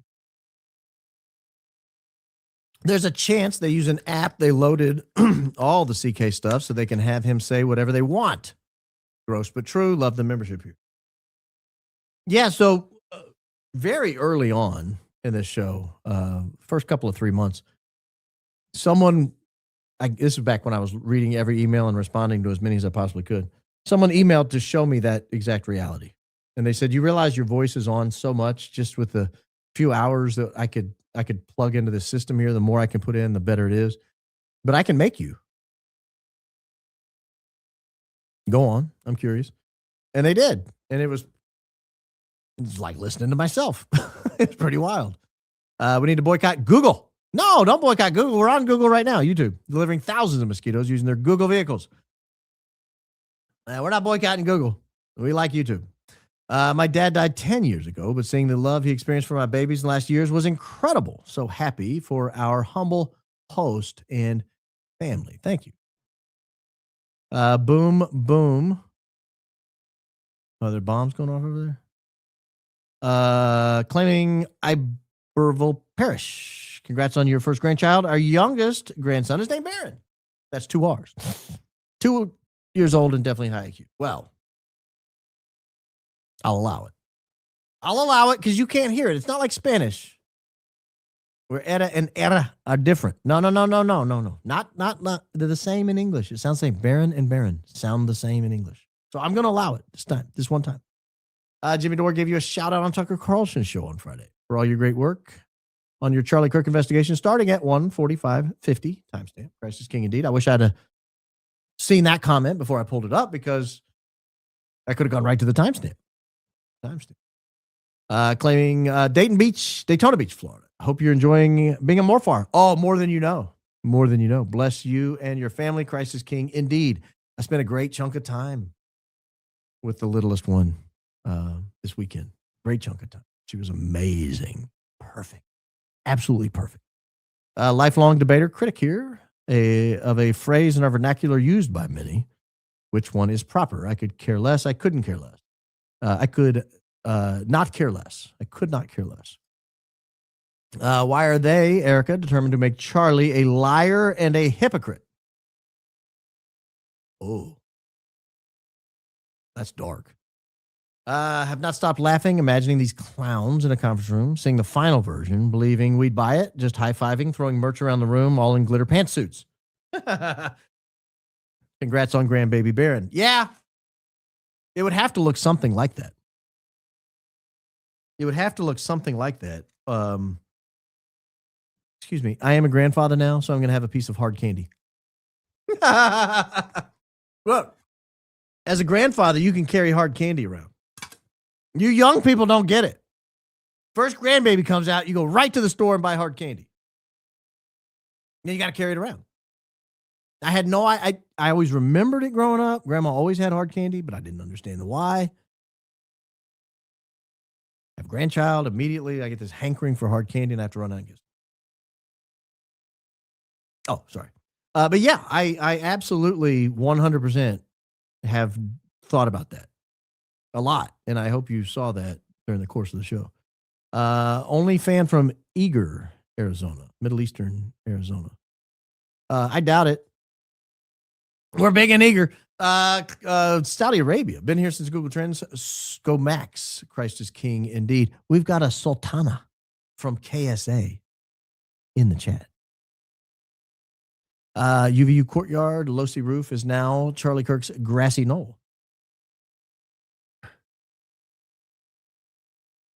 Well, not exactly, because I understand what you're saying.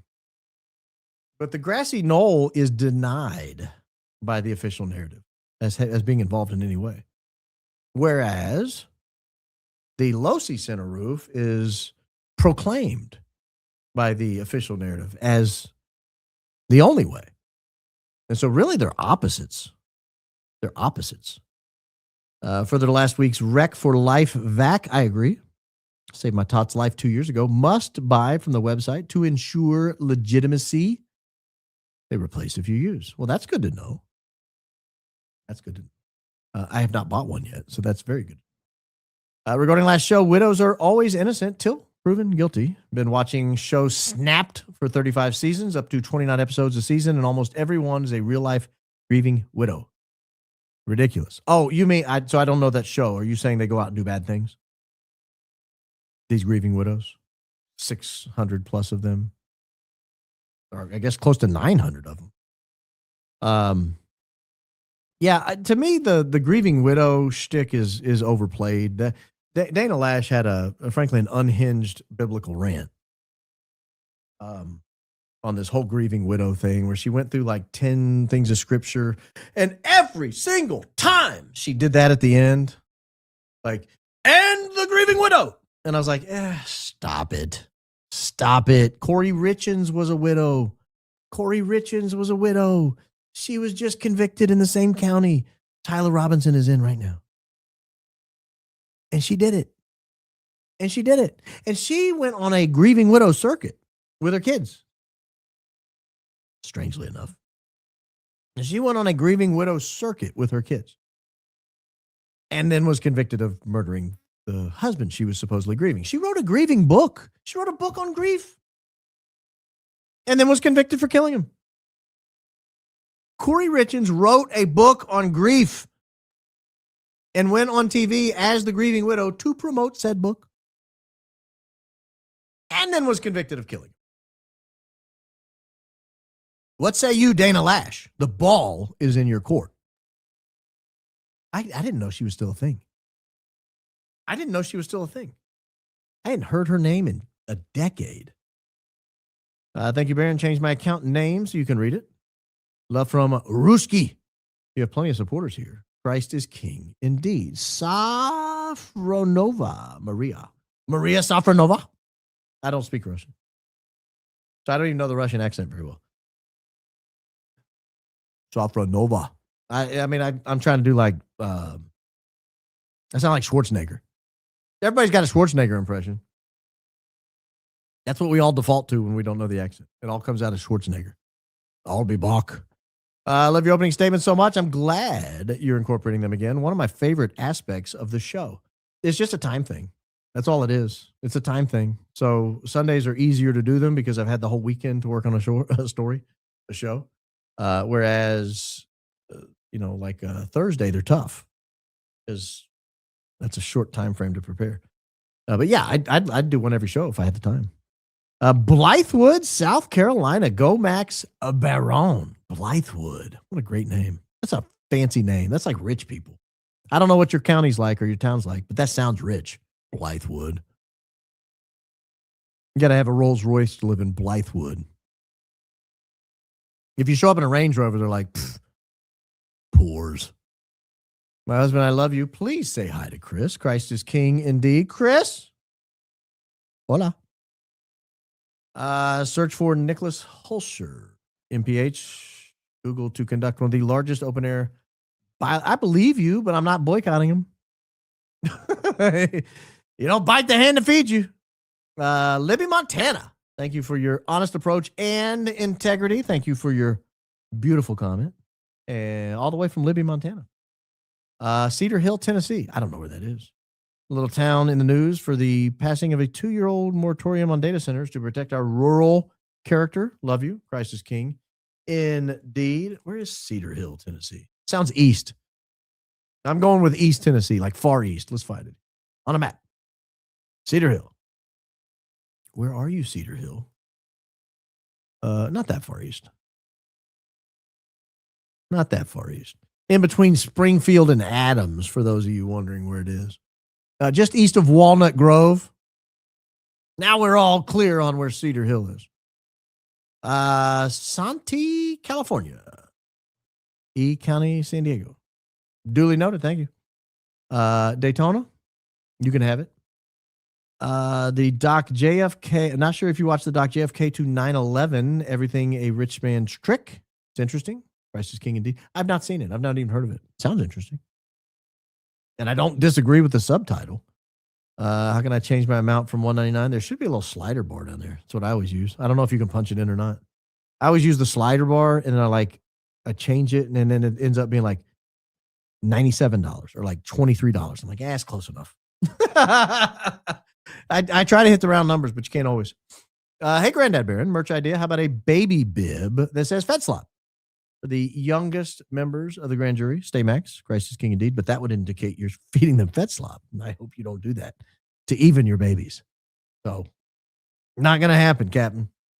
Kimmy Antonelli, Monaco GP winner for his 5th GP win in a row.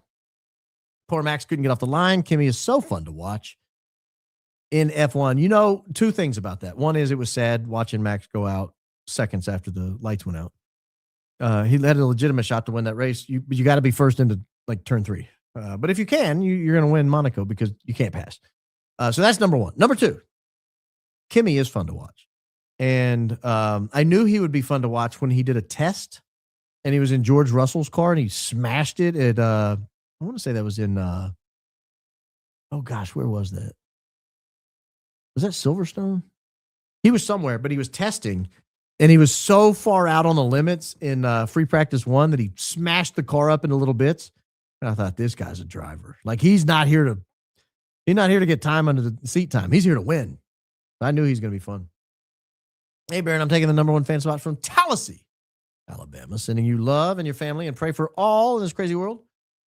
So your mayor of Tallahassee, Alabama, used to be the assistant dean of students at Faulkner University. Can't think of his name right now, though. Good guy, really cool guy. What is his name? Joey Wigington. Joey Wigington, mayor of Tallahassee, Alabama. Cool guy. I like him a lot. Blakey, we won't release it because you'll just say it's AI. TPUSA releases the very obvious AI video. Blakey, see, I told you would say it's AI. It's almost like they knew because, they knew. I love you, Baron. Love you more, neuroradiologist, maybe. Stay close to the joy Christ died to provide. I try to drag you from the path. Stay true. I am full of joy. You can change my name to Joy, but then I'd have to start wearing a skirt. We don't do that here. For Super Chat, claiming Gilbert, Arizona. Thanks for all your hard work. Heard your name on Tucker. All these attacks only mean one thing. Happy for you. Christ is king indeed. I will say this. Jimmy Dore mentions my name on Tucker, and the attacks went crazy over the weekend. I wasn't even on Tucker. Well, I was. I'm claiming that I was. But I wasn't, but I was. My name was. And what are we but our name? We talk about someone, don't do that to their name. Don't defame their name. See, we are our name. And so I think I can honestly tell people, hey, I've been on Tucker Carlson. If I ever am, you'll never hear the end of it. But no. In all seriousness, though, I can't tell you how much the attacks ramped up after Friday night. It was crazy this weekend. The most we've ever had. Which means we're right over the target. Right over the target. That's when the attacks come. Kansas City, Missouri fan. Critter, you're number 1 in all of our hearts. You're a great commenter. So we'll allow it. Charlie Kirk, standing in front of the red background, seems a bit out of place for a board meeting in Aspen. Well, it was a donor retreat, but it still seems out of place. Not that there's anything wrong with that. Just saying the truth is out there. Christ is king indeed. So glad to catch you live, Baron. So glad to catch you live, Georgia Girl 57. They say it wouldn't happen, but here we are. Timing doesn't always work out. Love to hear about your new grandbaby. Grandchildren are such blessings. So much to look forward to. God bless you and your family. So since you want to hear a grandbaby story, I'll tell it. I show up the other day. I called first, but I showed up. I rolled into her place, opened the door, and she's being changed. Like, diaper change. And so I realized that's the best time to see a 2-week-old child because that means they're awake. And so I get to hold her. And she's just looking at me. And I'm looking in her eyes and she's looking back at me. And of course I'm talking to her and she's talking to me. She sounds like this when she talks because I'm telling her what a good grandbaby she is. And you're a good granddaddy. I mean, that's what she says, right? Who am I to argue with her? And so I'm sitting there and we're talking. We're having a good conversation. And then she starts getting tired again. She fits up on my chest and she only fits like right here. She's a tiny little thing. And I was kind of patting her on the rump. And then I realized she was out, like out. And then, I was like, hey, I came to play. You better wake up. No, she wasn't having it. She was asleep. And then you realize the peace of holding them and you just kind of keep smelling the back of their neck, because they got that baby smell. It's something. It's something. We got gifted members. That's 5 people who'll be able to watch the Daily Fredo Cassia Members Live Edition this Friday. I'm just telling you. Begging for an RBP sticker. Nurse Casey. We're working on it. I think. AKA Tony. Don't you go above and beyond. God bless. Christ is King indeed. Oh, you're saying Antonia, AKA Tony. Hey, Tony. That's the only Tony I remember. Hey, Tony. Was that some John Travolta movie? I don't remember which one. Mabi. Webster, Texas. I've been to Webster, Texas. I've been there. That's near where NASA is. Never knew who EK was until Charlie Kirk was assassinated. The moment I saw her, I said to myself, that girl has a dark spirit. Okay. I'll buy it. That's dark. Of course, in my opinion. Sadly, as a military spouse, I know widows. EK isn't mourning that man, in my opinion. I say it time and time again. I don't know how to say it any other way. The hardest class of people on Erika Kirk are widows. The second hardest class are women who have lost children. The third hardest class are all women. Most of her rabid support is from like a few pro-Zionist men. I mean, that's like her rabid support base. Keep up the good work, Baron. I'm doing my best here, Abigail. Did you hear Jimmy Dore name dropped you in his interview with Tucker Carlson on Friday? Is it possible Tucker Carlson will be hosting our humble host in the near future? Well, that would be fun. That would be fun. No plans at present, obviously, but that would be a lot of fun. I would accept. If nominated, I will accept. If elected, I will serve. If Tucker's people call and say, we'd like to have you on, I will be there. That's not a show you would turn down. There's like 5 shows you would never turn down. That's one of them. Gary just went live with the truth about Baron Coleman and the grifter exploiting him. Who's the grifter exploiting me? I got to know. Because the only person exploiting me is Mrs. Coleman. Mrs. Coleman! Oh, I kid. He's the reason you repeat yourself. Yes, I know. She doesn't exploit me, by the way. But she is the boss. The CEO of the outfit. Hi, Baron and fellow high IQ outfit. Just back from Movac, Northern Ireland. Guess what? In my HM mailbox. Note from EK soliciting donations with BS newsletter. Odd. Yes, me. Never donated before. Wonder where they got their list. Anyone else? Yeah, you were out, Candace, last week. Not you, Candace Owens, but Candace C. You were out last week because we had a lot of people comment, including mail carriers. We had a lot of mail carriers comment and say that they had never delivered so much TPUSA mail in their lives. Like it was everywhere. So, yes, you are not the only one. San Angelo Teja. YouTube rejecting my super chat, informing of quality issues. That's because there are no quality issues here, sir or ma'am. If you find yourself in Martinsville, Indiana, one Sunday morning, come to Mass at St. Martin's and say hi to your number 1 fan in Martinsville and fellow Catholic. It's like 30 minutes outside of Bloomington. You act like I don't know where Martinsville is. Home of the Martinsville Artesians. Home of the Wizard of Westwood. Act like I don't know where Martinsville is. I've been to church in Martinsville. I think I have. I had a friend when I was in law school who was a preacher. I think we had to go through actually, he wasn't in Martinsville. We had to go through Martinsville to get to his place. He had a little church out in the country somewhere, and we showed up a couple of times. He was a great guy. Still is a great guy. Doesn't live there anymore. But I've been to Martinsville. Mega roll. I've been there. John Wooden, the Wizard of Westwood, Martinsville Artesians. If they really wanted to put this to bed, they would release the full video. All right. Good night, guys. I should have just said that and not done a whole show. Should have said, well, if they really want to put it to, I could have done it in a tweet. Either they need the conflict to misdirect the attention of donors to Candace, or the video doesn't exist. Or you, Christ is King indeed. Or they're trying to torture people using Charlie's death, which is so low budget. Hi, B. New Idaho for updates for Fed slop all over it. House gone pre-trial. Untested DNA, evidence of crime scene cleanup, and postmortem wounds, no weapon. And they still say BK did all 4 in under 16 minutes. New Idaho, Idaho 4 updates. That's all over. Yeah, I have to check into that. I haven't seen anything about that since the case has ended. Back when I was actually happy about it because it meant BS wasn't taking over. Oh, back then I was actually happy about it. It took months for me to be off team Erika. It took a lot of proof. Same.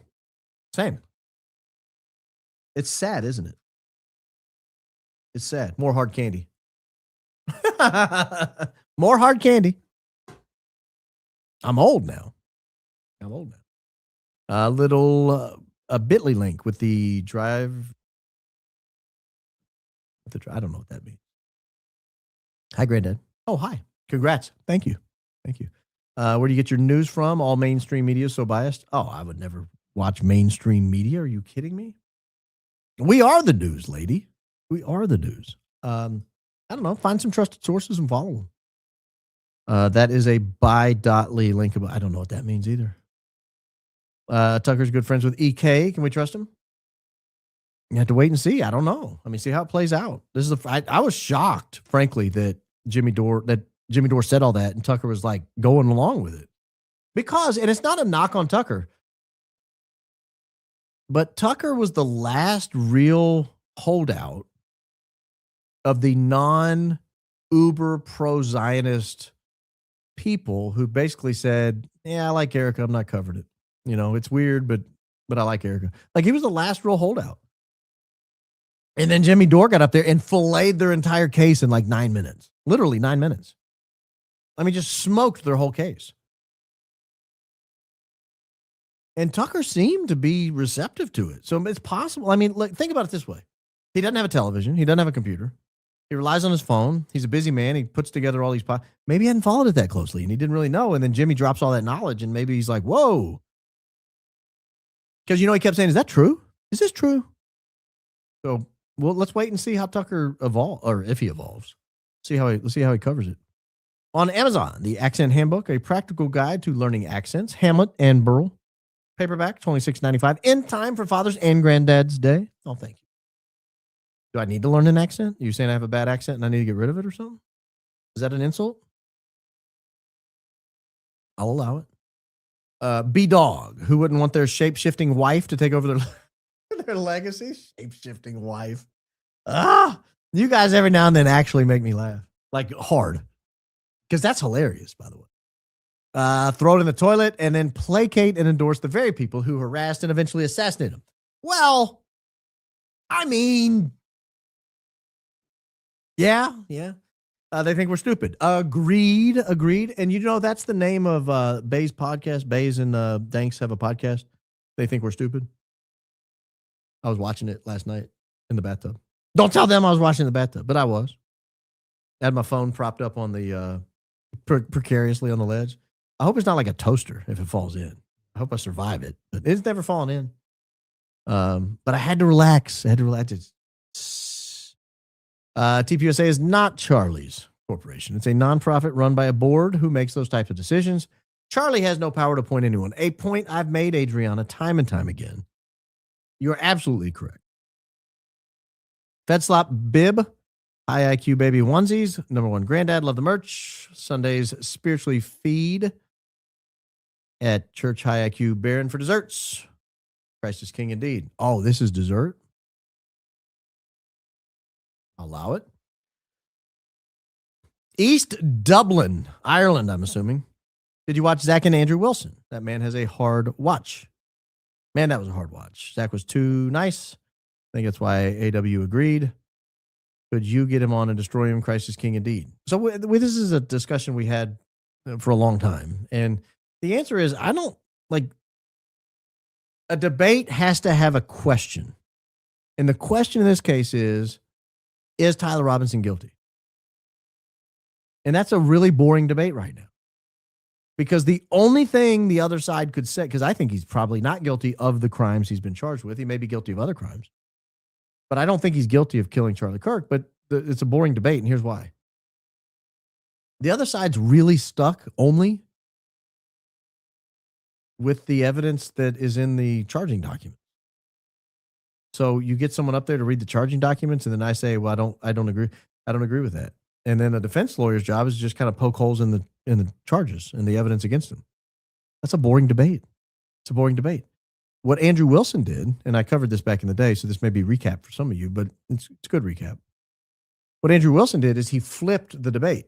He put the burden not on the movement, but on the non-movement. The burden is never on the non-movement. The burden is always on the movement. In other words, the movement in this case is Tyler did it. I move to prosecute him. The non-movement is I don't think he did it. But the I don't think he did it guy has no burden to prove anything. So Andrew kept insisting Zach prove that Tyler Robinson didn't do it, and that is not a thing. It's not a thing.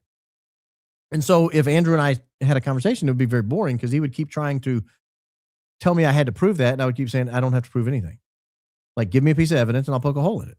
What's your next evidence? Well, he was on the roof of the Losi Center. Was he?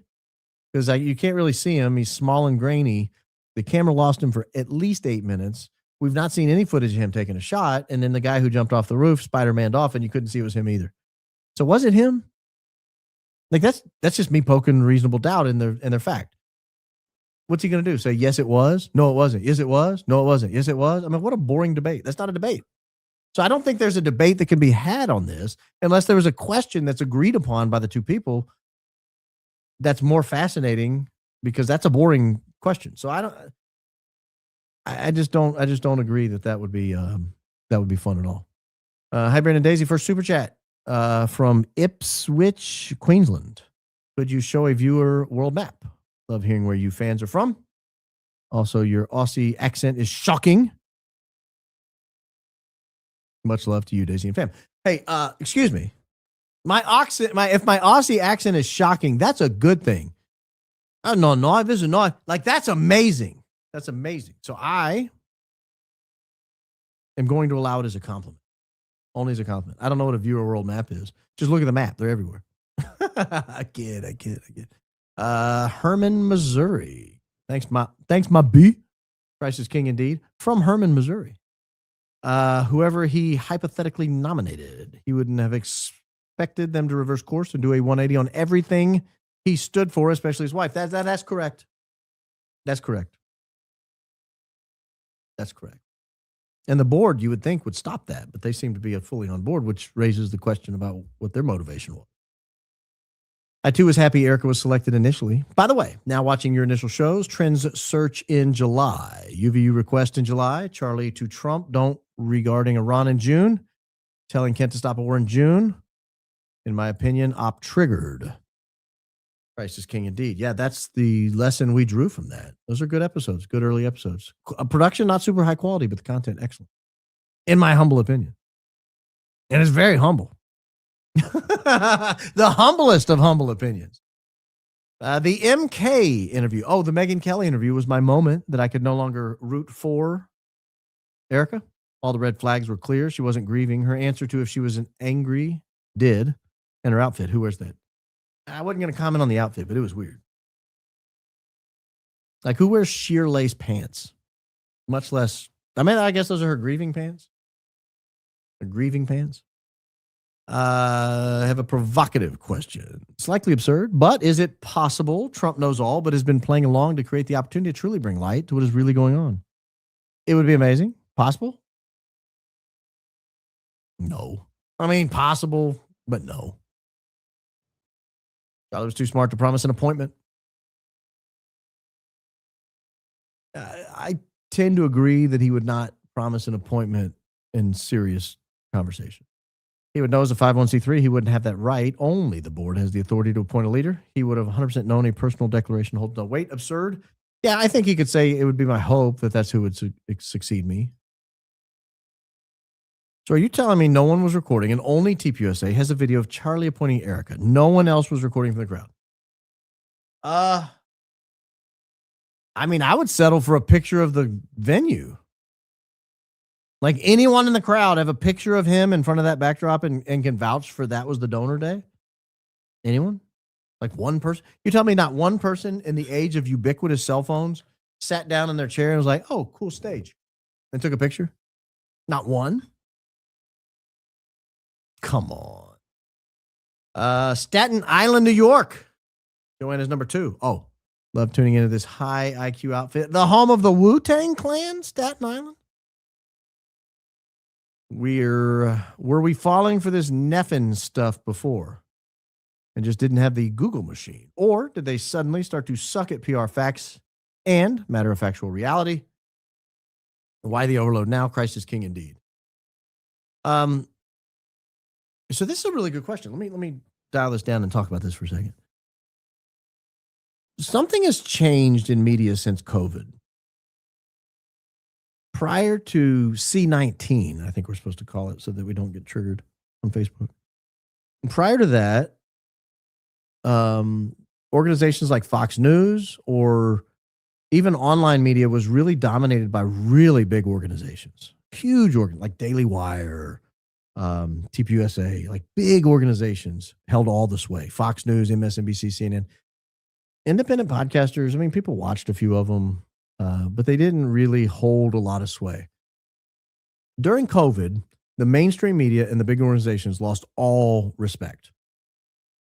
Like a huge percentage of people worldwide, but we'll just talk here in America, all of a sudden looked at Fox News, CNN, MSNBC, ABC, CBS, Washington Post, New York Times, Daily Wire, and others, and we're like, no, we don't believe you anymore because you'll lie to us about anything.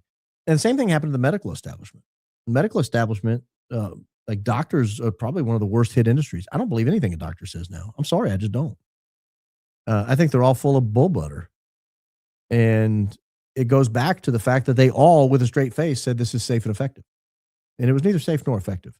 And they all just like hook, line, and sinker, like, yeah, they told us it was, so we're going to pass it on to you. And we're going to say it with a straight face, and we're going to insist. These are the same people who recommend flu shots when flu shots are now proven to cause more harm than good, year in and year out. I mean, it's like you cannot find an example where the medical industry is really out there providing good advice. Nor can you find good example of mainstream media out there providing actual reporting and doing real investigative research. And so it fell to independent podcasters. They started to grow. Shows like this, shows like Candace, shows like Tucker, shows like Joe Rogan. Obviously, all of those are so much larger than this show, but it's the same concept. Like, we don't trust you guys anymore. We don't trust anything you guys say. We're done with you.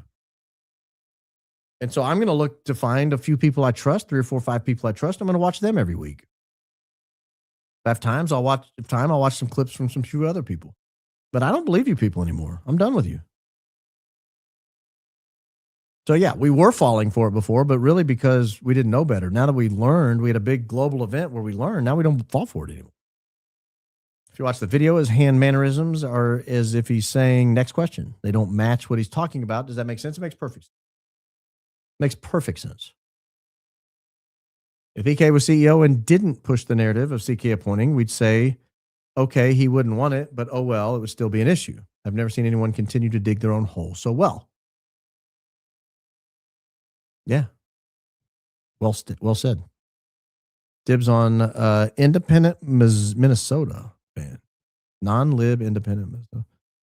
Not a lot of those. Not in Minnesota. You guys are nutcases up there. Christ is king indeed. I have cousins in Minnesota who insist that like where they live, it's all normal people. But I'm starting to wonder. Back to Andrew's in Charlie's home office on the 19th for the Cuomo interview. It's pretty creepy. Wedding photo's still up. Actually, that is pretty creepy now that you mentioned it. Didn't even cross my mind. That's pretty creepy. I hadn't even thought about that. Well said, Celtic warrior poet. Or are you a Celtic warrior? Like you're a fan of Boston and the Garden.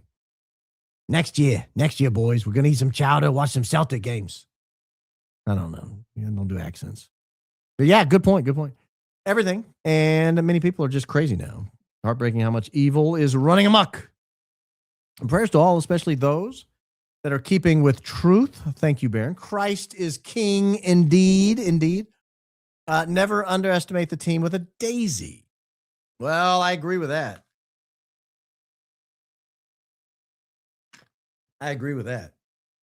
She does a great job. Reckless Ben is involved in a lawsuit with Bricks and Minifigs out of Provo, Utah, while the company's stated number one priority store is located in Phoenix, Arizona. Just an interesting connection. Yeah. 18,000 watching, 3,500 likes. Hit that like button. Oh. Well, we're more likes than that now. And they've done a good job. Not a great job, admittedly. But an okay job. Es suficiente. Solo suficiente. So TPUSA says they have to protect the donors' identities, but they took a group photo in Phoenix. Well, maybe they don't want to know the person asked the weird, morbid question. My friend and I watching from Spain. 1 a.m. here. Go Max. Oh. Well, what time did you send that? 6 p.m. It's now 7:30. Oh. Son las 12. Media hora. Time flies when you're having fun, lady. Sup, my B? You left a note. I left you a note under your keyboard. I don't see it. Oh. Vegas. Got it. Hold, please. Nope, that's all. Oh, okay, good. Got that taken care of. Is Reckless Ben genuine investigative reporting or just noise designed to flood the internet and distract people from the real facts? I don't know. I don't know the answer to that. Nobody's mentioning how R-worded it is for them to appoint anyone. It's the Neffen board's decision. A company like TP. Am I correct on that? You are correct on that. Is there a reason we're using Blake Sneff's given last name? Uh-oh. Found myself in real trouble. Depends on how long the show goes. I run into a bit of a problem. My last little pillow. We're using Blake Neff's last name as a swear word. Neffen. But I'll allow it. Yes, you are correct. Hey, B, your merch is a dude magnet. What I'm talking about. Twice while wearing my high IQ shirt. Nice gentlemen have struck up conversations with me. To my fellow single ladies, get yourself some RBP merch. Ladies, I cannot recommend it highly enough. Cannot recommend it highly enough. Now's the time, ladies. Now's the time. RealBaronPodcast.com, merch, view all. If you want to be approached by nice gentlemen. Charlie's necklace seems to be like a trophy for a serial killer. Wow. That's harsh. But harsh. In the video, there are 2 shadows behind Charlie. I think there were actually 4. That happens sometimes with multi-set lighting. In my humble opinion, poor Charlie never stood a chance. Makes you wonder who else has no clue their entire life is compromised. Number one History Channel fan, Charlie's life has many unusual parallels to Malcolm X. Yes. A lovely viewer. I'm not sure who it was. Hold on. I've got it sitting on my... I moved it over there. I'd have to get up to get it. Sent me a lovely Malcolm X picture. I mentioned I can't put my Malcolm X picture up because it has an AK-47 in it, and that's a little aggressive for YouTube. But I have a new one that does not have an AK-47 in it. And we'll see what happens. But yes, many parallels. But Bam, you're an amazing American. Thank you. Oh, thank you. You are an amazing American as well, I think. Amazing citizen of whatever jurisdictional place you find yourself. Backdrop is a Building the Machine event of the United States. That's correct. Building the Machine was the backdrop. Highly recommend Bad Bet on the Bio. Rise of Gambling in Louisiana and the Fall of Governor Edwin Edwards by Tyler Bridges. That sounds amazing. I do like the Edwin Edwards story. He is such a colorful figure. Admittedly corrupt, though. Like, he didn't care. He was fine with it. That's compelling. TPUSA using the narcissist playbook, lie over and over to overwhelm and confuse people, then gaslight when you point out their lies, rinse and repeat. Love you, Baron. Asking for prayers for Hell Struggles, Christ is King, indeed. I hate to say this, but whoop-de-doo, I'll pray for you. I agree. Would anyone put up with this from their spouse? Like your spouse tells you something, you're like, cool, show me. They're like, no. You're like, seriously, show me. No. I'm not going to show you. And then when you say, well, did it really happen? And they're like, you, what's wrong with you? I mean, like, would anyone put up with that? You are demonic. Probably not. This is for that hilarious JFK masshole impersonation. A for effort. Good stuff. I never claimed to be a Bostonite, a Bostonian, whatever they call themselves. But CK wasn't innocent. He knew. Well, what if they released that insult to our intelligence of a video to spark those reactions and flush out traitors? Those who posted the I was in Aspen photos might be in danger. Just a thought, oh no. Most of those photos were from before the video was posted. Great thing about truth is it always comes out. Not always. Not always.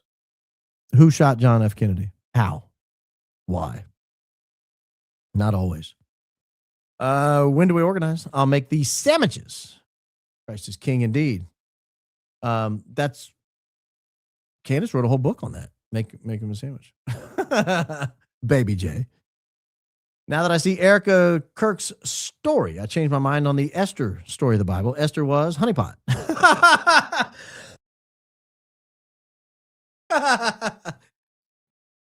Yeah, I mean that's one spin on Esther. That's not the most loving reading of Esther, but yeah. I don't know it's wholly inaccurate. I don't know. That's funny.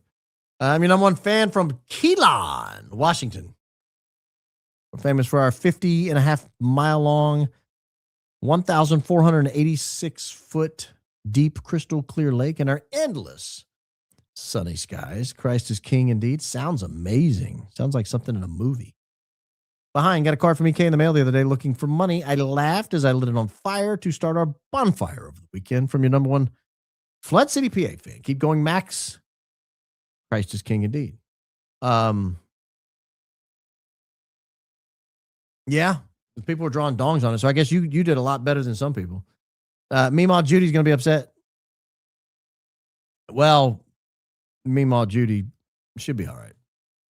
Edge, sir, king, I here saddled and think, yippee, ki-yay, my friend. We ride at dawn. Say the word. I honestly, I think the woman being outed is allegedly being on a swinger site, having like 8-time felon children, and attacking me for my situation with granddaughter, knowing her own situation with a grandchild. It's plenty for the poor lady. She's going through it now. She's got a tough life. I think TPUSA desperately needs the clickbait after everything. And at this point, we'll take the negative clicks instead of none. I disagree. I think they're trying to put all this to bed and they're just terrible at PR, if I'm being honest. Where's the rest of the T behind his head? I know Charlie had a big head, but he couldn't hide the majority of that T behind it. Erika, you need to do better and stop lying because that's not godly. I don't think that's a concern. First Timothy chapter 5, verse 9 to 15. Z's won't like it. I bet they won't. I'll trust you to find it. Why wouldn't they at least make sure they have the correct backdrop? All the technology we have available, they easily could have used AI to create it. Love your work, Bear, and watch daily. Again, I don't know. Like, because they're making a mockery of Charlie's death to try to own Candace is the best I can come up with. Like, honestly, it's the best I can come up with. They're using his dead body as a prop on some kind of internal joke, inside joke that they have. They think it's funny. That's great. Ha ha ha ha ha ha ha. You owned her. Ha. I don't think dead bodies are funny jokes, but I'm old school. Erika's no widow. She is, however, a black widow. Ooh, cannot tell me otherwise. Hey. They're so removed from Charlie Kirk's vision and just fake their way through life. I think that's why they don't notice these details. Yeah, maybe. My favorite acronym is DOODLE. Doo-doo out of luck. Oh, yeah. You're doo-doo out of luck. I did say that, didn't I?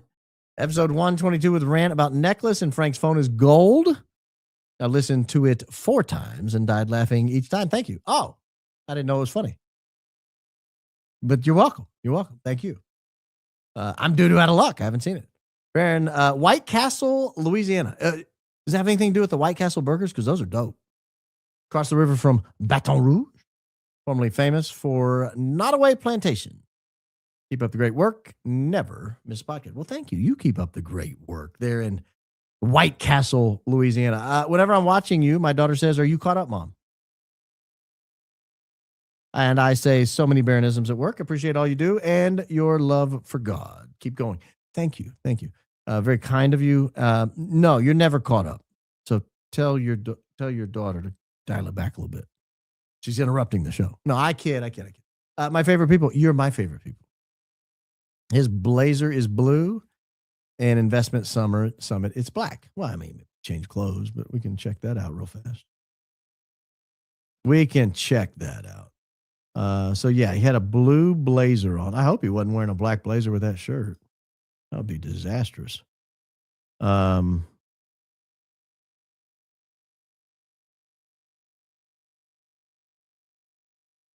you may be right though. Charlie. Actually, though, he's got different pants on too, but the same shirt. That's weird. Well, maybe you're onto something. You might be onto something. Maybe the lighting was bad. Good catch. None are so blind as those who refuse to see. Share your passion for proper grammar. I waited for you to jump on Charlie's compound sentence. Which is it? The board will figure it out, or I appoint Erika. Me thinks it's fake. Oh, yeah, exactly. We've got a good board. They'll figure it out. I appoint Erika.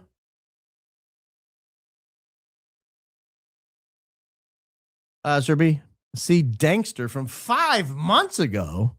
Why EK is CEO of TP, reveals life insurance made out to CEO, not EK by name. Christ is king indeed. That could be. I remember that. That's the very first video I discovered the Dankster, and now I talk to him like 4 days a week. So it's a small world, right? Funny how that works. My first bad feeling was at the end of her speech when she looked up and signed the devil horns. No, ma'am. Love you, B. Hey, do you remember, you said no, ma'am, it reminded me of. Do you remember the TV show Married with Children? Al Bundy started a men's club called No Ma'am. And it stood for the National Organization for Men Against Amazonian Masterhood or something. I can't remember exactly what it was, but it was funny, whatever it was. What a great show. Devil horns. Back to devil horns. Erika said herself in a video with Charlie shortly before his death that she was so blessed to always be home with her kids and have a career after they were in school. So why different now when she's worth even more money now? That's the question everyone's asking, Michelle.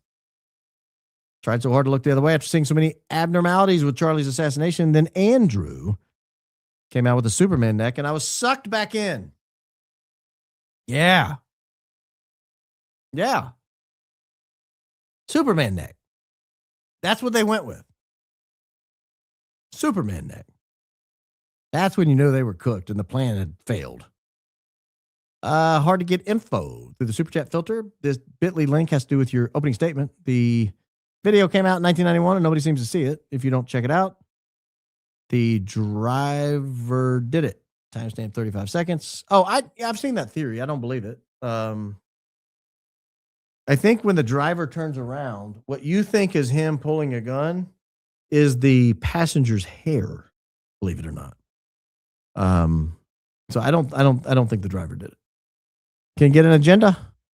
Name of venue, St. Regis, Little Nell, tent.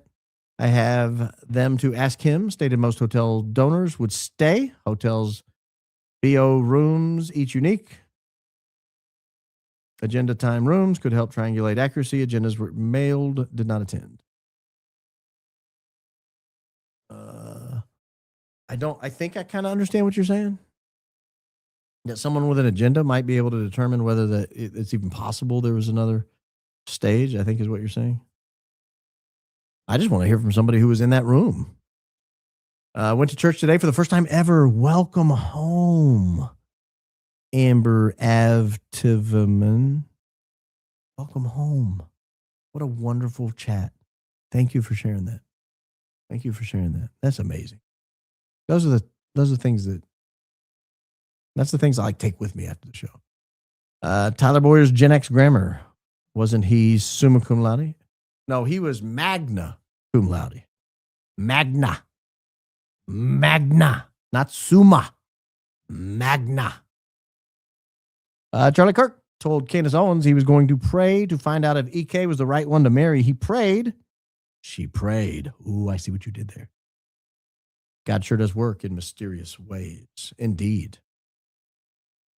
I did a happy dance the other day when you read my comment about the Bland show. Keep up the great work.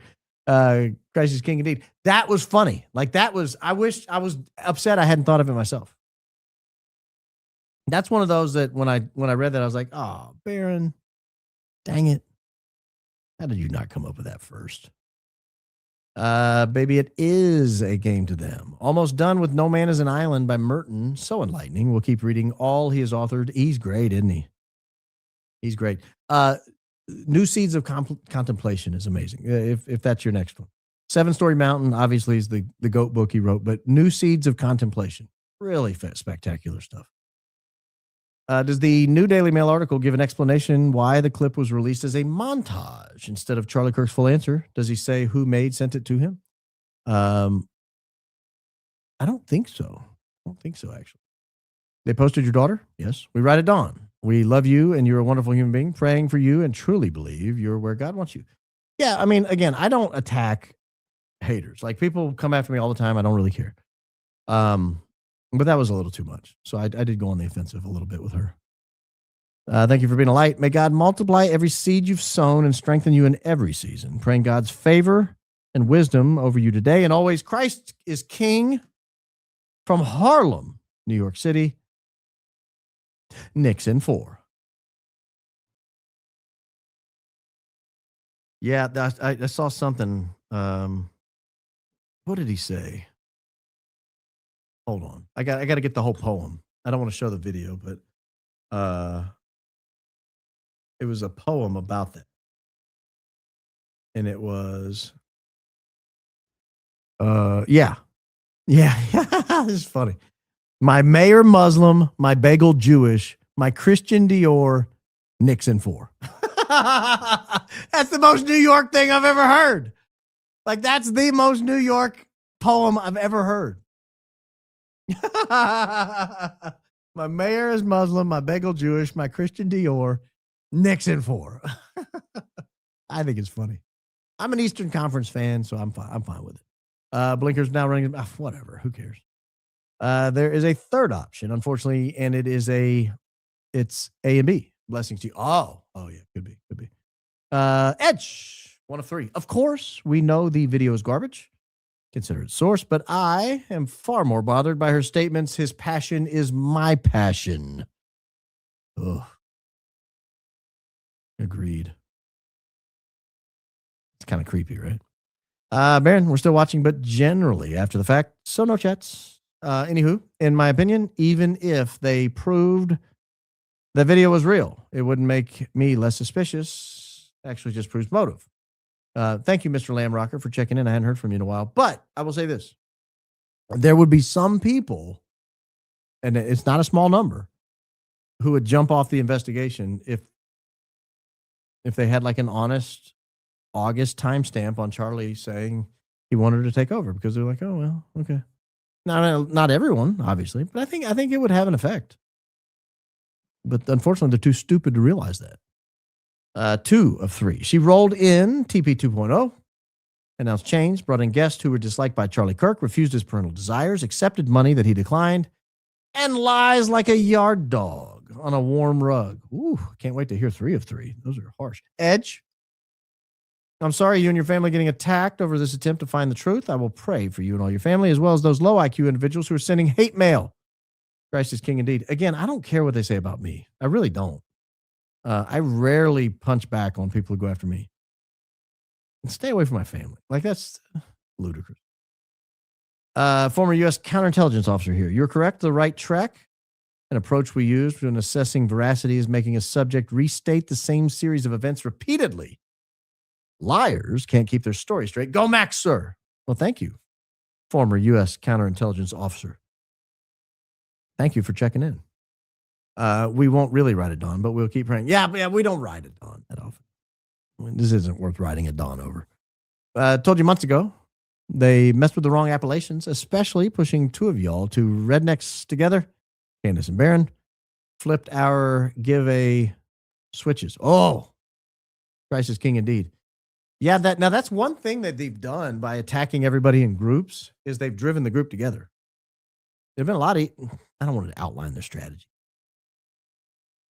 Let me just say this. This is why they would pay me $15 million and that they're dying. A much better strategy would have been to separate people. Like, why would you drive everyone together by linking them all together, by having the same people attack all of them? That's dumb. Dumb. Guys, I'm worth the $15 million if you pay me. You'll get way more out of it than you do with Andrew and Blake, I promise. So off topic, but since you love baseball, how about those West Virginia Mountaineers, Omaha bound? We've all been loving the videos of your team singing Country Roads. Trust me, we've all loved it. There's not a single baseball fan in the world that does not love that. I think adding comments here makes us all influencers, journalists, private detectives, and or members of B's team, aka now we need to update our resumes with all this experience. The TPUSA way. That's correct. That's correct. Your LinkedIn should all say member of the jury. They should all say that. Love you, Baron. Seeing that pathetic woman's post on X made my blood boil. The jury's with you. In a random, totally unrelated thought, is Sean Ryan becoming the new Rogan? So, Sean Ryan is, I don't know if he's taking a turn, but man, this is a new Sean Ryan that I'm accustomed to seeing, and I like it a lot. I'm loving this new Sean Ryan. Like, if you'd asked me 2 years ago what I thought of Sean Ryan, I'd be like, I don't know. He's just, just another kind of mainstream podcaster. Like, doesn't really, but now it's like Sean Ryan, the bomb thrower. Holy mackerel. Like, I can't get enough of his stuff. I watch everything that comes out now. Never know what he's going to say. Man, it's just heaving bombs. Heaving bombs.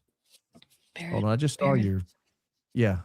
Hold on, you're on the, I don't know if you meant to check in. No, yeah, it's fine. I sent you a post by. Yeah, I got it. I just pulled it up.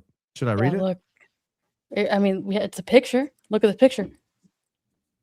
Oh, okay. Let me pull it up.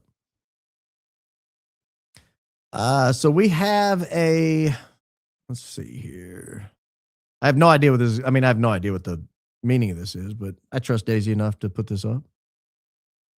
This is from Andrew Kolvet on, what time was this? 7:24. So the last half hour. I haven't chimed in this whole video saga yet because I find the entire thing absurd. But since this community note is 100% factually wrong and is now impacting how Grok answers legitimate questions, it needs to be corrected. I hold that thought because a lot of these troll attacks are meant to affect answers on Grok and ChatGPT and Claude and other LLM services. So hold that in your head. I'm going to come back to that. They are very concerned about AI answers. And a lot of the stuff they do is to affect AI answers. I'm going to come back to that. Entire debate only exists because a handful of bad faith actors have spent months trying to attack Erika, destroy the organization her husband built, and divide the movement. Well, that's not why it exists. That's nonsense. You accuse us of being dishonest, and then you say that. That's not why it exists. It exists because your whole story doesn't make any sense. I'm trying to make this as big as possible for you guys. So excuse me while I resume and whatnot. Let's see here.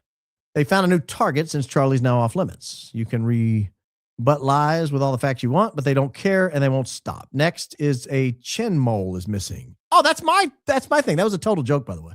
I told Daisy that when I put it up. Or did I tell Daisy that? Or I told somebody that. I said, watch this. This is going to be great. That was hilarious, by the way. That was absolutely hilarious. And look, it worked. Apparently it bothered them. Sometimes you just got to cause a little chaos and it's fun. And it apparently worked. There's a pattern continually playing out and people need to see it for what it is. They launch a conspiracy theory. Well, that's not true. They ask questions about what's going on. They say it's the smoking gun. It falls apart. A new theory. Now see, this is nonsense. What conspiracy theory was launched that fell apart? Not on this program. A new theory appears, the cycle repeats. Meanwhile, the people making these claims have no obligation whatsoever to prove them. I don't know that that's true. They and their followers condemn the accused as guilty and demand a response to clear their name. Isn't that what you guys are doing to Tyler Robinson? You condemn the accused as guilty and demand a response from his parents or him? Like you guys said that on your show, I think. One of you did. If he did it, wouldn't he be the first one out there saying, you got the wrong guy? Oh, that was Frank Turek. Sorry. But I consider him a TPUSA surrogate. So yeah, you guys are doing that. So you're doing the same thing. Like that's you're outlining your playbook here. The accused is then expected to respond, defend themselves, produce documents, provide explanations, and somehow prove a negative. Oh, exactly what you're doing to Tyler Robinson. Thank you for admitting it. But the response is never sufficient because the response was never the objective. Because you guys don't respond. That's the problem, Andrew. People are still sitting back waiting for an alibi for September 8th. You never provided one. You tried to. So you admitted it was a good idea to provide one, and then you didn't. You provided one for September 9th, and it looked like that fell apart. You had to finally admit it wasn't even her kid. It may not be either of her kids. So this is the problem. They project. Goalposts move instantly. Agreed. Answer was too defensive, too dismissive, or they find some irrelevant tidbit to pick apart, and the cycle repeats. It's a sucker's game. No, just release the video. I find the video largely irrelevant. Yeah, because it probably doesn't exist. Boards do not determine succession based on whether someone can produce a random clip. Boards evaluate leadership, governance, organizational continuity, and the wishes of the founder. In this case, Charlie handpicked the board, communicated his wishes to them. Me personally, on 3 or 4 occasions, to Erika, to Don Jr., who has gone on the record, to pastors, friends, and colleagues. The board voted unanimously to make Erika CEO. That should be the end of the story. Yeah, but you guys, gosh, this makes me so mad. These people are so bad at PR. They are so bad at it. You guys made this an issue, Andrew.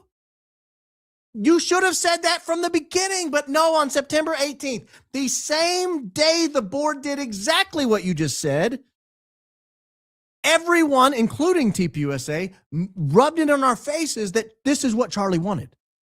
It's irrelevant. But because you said it, everyone's like, really? Because it seems to fly in the face of everything he said. Everything he said. Rather than just say, hey, this was unexpected. No one saw this coming.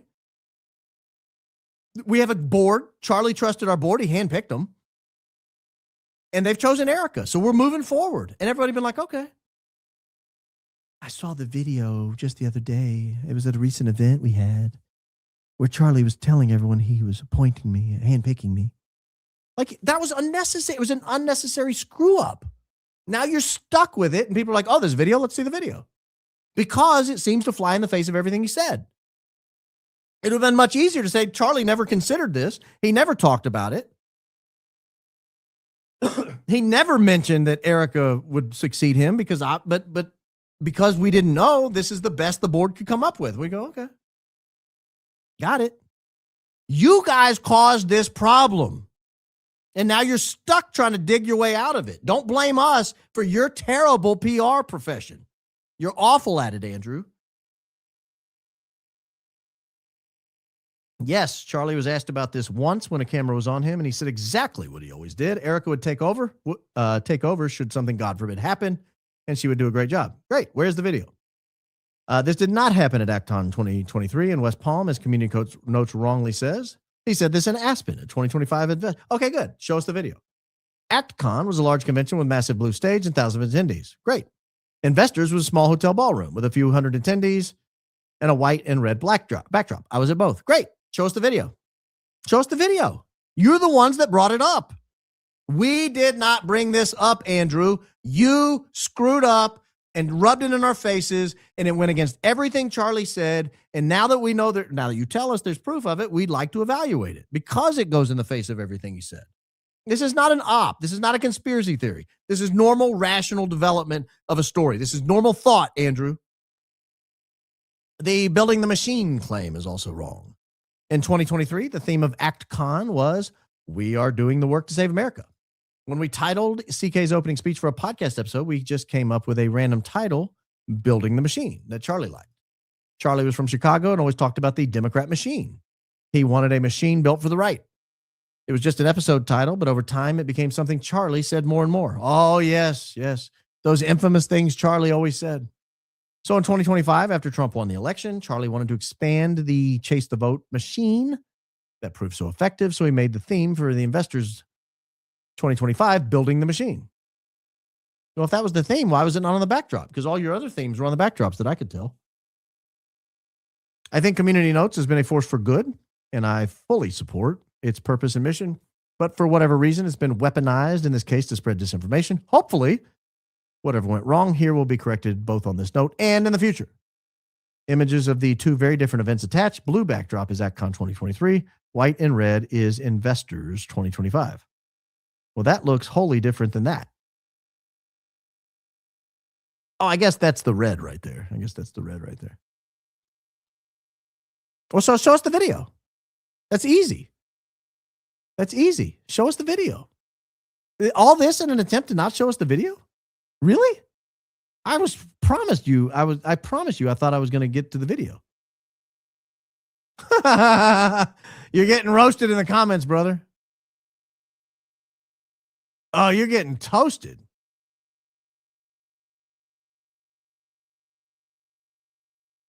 Yeah. So here's my problem with this. Rather than just feeding us more stills, you obviously have a video. Show the video. If you're going to go through, you didn't even need to say all this. This was all I don't know how long it took you to write this or how long it took ChatGPT to write this, but you didn't even need this. You know what would have been a lot easier? Fine, here's the video. It's 20 seconds long. It's him being asked the question and answering it. Here it is. This is a problem of your own making. That's the problem. This is a problem of your own making. You didn't have to do this. You could have just released the video. You didn't even need to release the video if you hadn't gone out of your way to try to convince us that despite everything Charlie ever said publicly, that he apparently is a two-faced liar, is what you're saying, because privately, behind the scenes, he was backtracking on everything he said, on every podcast, on every speech, on every appearance he ever made, ever. Because when we heard him, Andrew, is why it's so shocking, we were told he wanted women of means to be home with their kids, not CEOs, not going to the office, not wearing pumps. Like I could tell you all the different ways he said it. Not being a boss babe. Like there's so many ways he said it. And he said it time and time and time and time and time again. But what you're telling me is, as soon as the cameras went dark, as soon as the lights went off, as soon as he turned to his buddies, he's like, everything I just said is BS. I really want Erika to be a boss babe if something ever happens to me. Screw the kids. Who needs them? They'll raise themselves. Am I right? You see the problem, Andrew? You guys can tell us all you want that this is all he said behind the scenes and that everyone that he knew personally, secretly, Don Jr., board members, executives, he was all about Erika working full time, all the time, around the clock, traveling around the country, doing appearances, all the things required of the TPUSA CEO. He absolutely, behind the scenes, that's the life he wanted for Erika. That's the life he wanted for his children. So what you're doing is saying every time he spoke in public and encouraged women in front of him to not work, then he was a liar. Or he's a hypocrite. He wanted something different for them. He wanted to hamstring them financially. He wanted to keep them at home in the kitchen, but he wanted his wife in a set of 4-inch pumps in the office, baby. That's where he wanted her. This doesn't make you look better, Andrew. It makes you look worse. It makes you look like a liar. It makes Charlie look like a liar. It destroys his legacy. It undercuts his entire message from his entire pro-marriage spiel that he lived off of for like 10 years. You think this is a good answer? Your PR sucks. I got bad news for you, Andrew. It sucks. You might be the worst PR agent in the history of PR. Your board should be ashamed and embarrassed. Charlie's parents, Charlie's sister, Erika's family, they should all hate you because you are destroying this man. You're destroying this woman. You don't have to be this way, Andrew. Release the video. It's 20 seconds. Let us hear him say it without a stupid, corny music bed, without a bunch of jump cuts of Erika being a boss babe, which again goes against absolutely everything he ever said.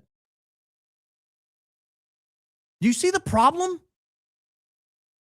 I love that you fell for the mole post. I mean, that's just ultimate troll job by me. I'm normally not a low budget troll, but I was that night. It was a lot of fun. Everybody's having fun with it. I'm like, where's this mole? But this makes you look terrible. This makes Charlie look like a liar or a hypocrite. Take your pick. Neither are very flattering, frankly. And so I will say this. If it's true, if what you just said is true, Charlie's a monster. If what you say, if that post is accurate, Charlie Kirk is a monster. And I mean that. Because Charlie Kirk went in front of woman after woman after woman and basically said, hey, college student, you're wasting your life. Your real calling is motherhood. And if you can't afford it, you should stay home. But not my wife. I want her in the office, even if she can afford it. Even if I die and leave her tens of millions of dollars, even if Tucker Carlson writes her a $6 million check that he raised money for her, I want her in the office. What a monster. If that's true, I don't believe it is. I don't believe he's a monster. I believe you're a monster. I believe your whole team is full of monsters and you guys are putting words in his mouth. I believe you guys are basically stuffing a dead man up, sitting him in a chair and looting him instead of letting him rest in peace and dignity. But I don't believe he's a monster. But he would be, if you're being honest. It would be one of the most monstrous things ever. Because how many young women listen to Charlie Kirk and are at home struggling, and they're driving old cars that break down, and they don't take vacations, and they live in smaller houses in worse neighborhoods, and they send their kids to slightly worse schools than they otherwise could if they just went to work, because they listen to Charlie Kirk. And you're telling us, behind the scenes, that's not the life Charlie wanted. He wanted his wife in the office all the time. He wanted his wife to lead an organization, to be a CEO. He wanted his wife to have traveling obligations. That's the life he wanted for his wife. Not for my wife. He wanted her home, barefoot, pregnant, in front of the oven, flipping a grilled sandwich for the kids. That's what he wanted my wife. But his wife, no. He wanted her in Prada, out in public. That's where he wanted her. A month before he died,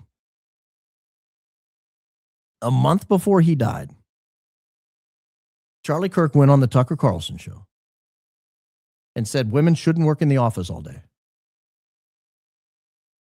And they only do it because they're unhappy without kids. And you're telling me behind the scenes, he was a completely different man. That makes him a liar and a hypocrite. It makes him a monster. I think you, sir, are the monster. I think you're the monster. Thanks, Daisy. What a monster.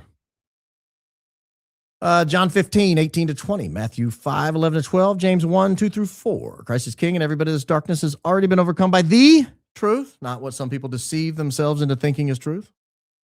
Fair enough. Love you, my B. Yesterday, a girl on a soccer field was pouting after we scored. The crowd hushed just as I said, why so sad? Oh, no. I was surrounded by laughs. Come to Auburn this fall. Bring the family to a soccer game. I'll be banging on the bucket drums. Christ is king indeed. Auburn's a beautiful place. I spent some wonderful years there in Auburn. Met my wife in Auburn. What a great town. Christ is King indeed. Thank you.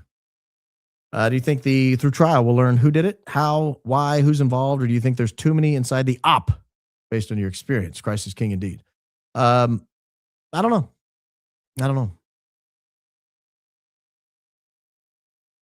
At this point, I just hope there's a trial. Vicky Marks doesn't believe the lone gunman theory per BNT in an interview 6 months ago. So when he said they to Erika, likely the same they in Charlie's text. That's interesting. I'll have to check that out. Here for Barron to expose the fake video that took way too long to edit. IMO, keep going, Max Barron. Christ is King indeed. Thank you, Down Under. Down Under. See how I add a little Aussie to that? EK in all black, MK in all white, yin and yang. Who's MK? Oh, Megan Kelly. Oh, yeah, yin and yang. Yeah. Baron, she wasn't crawling out of the car. She was retrieving a...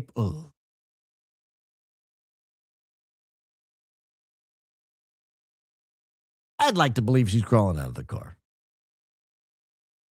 I don't even want to read that out loud, but thank you.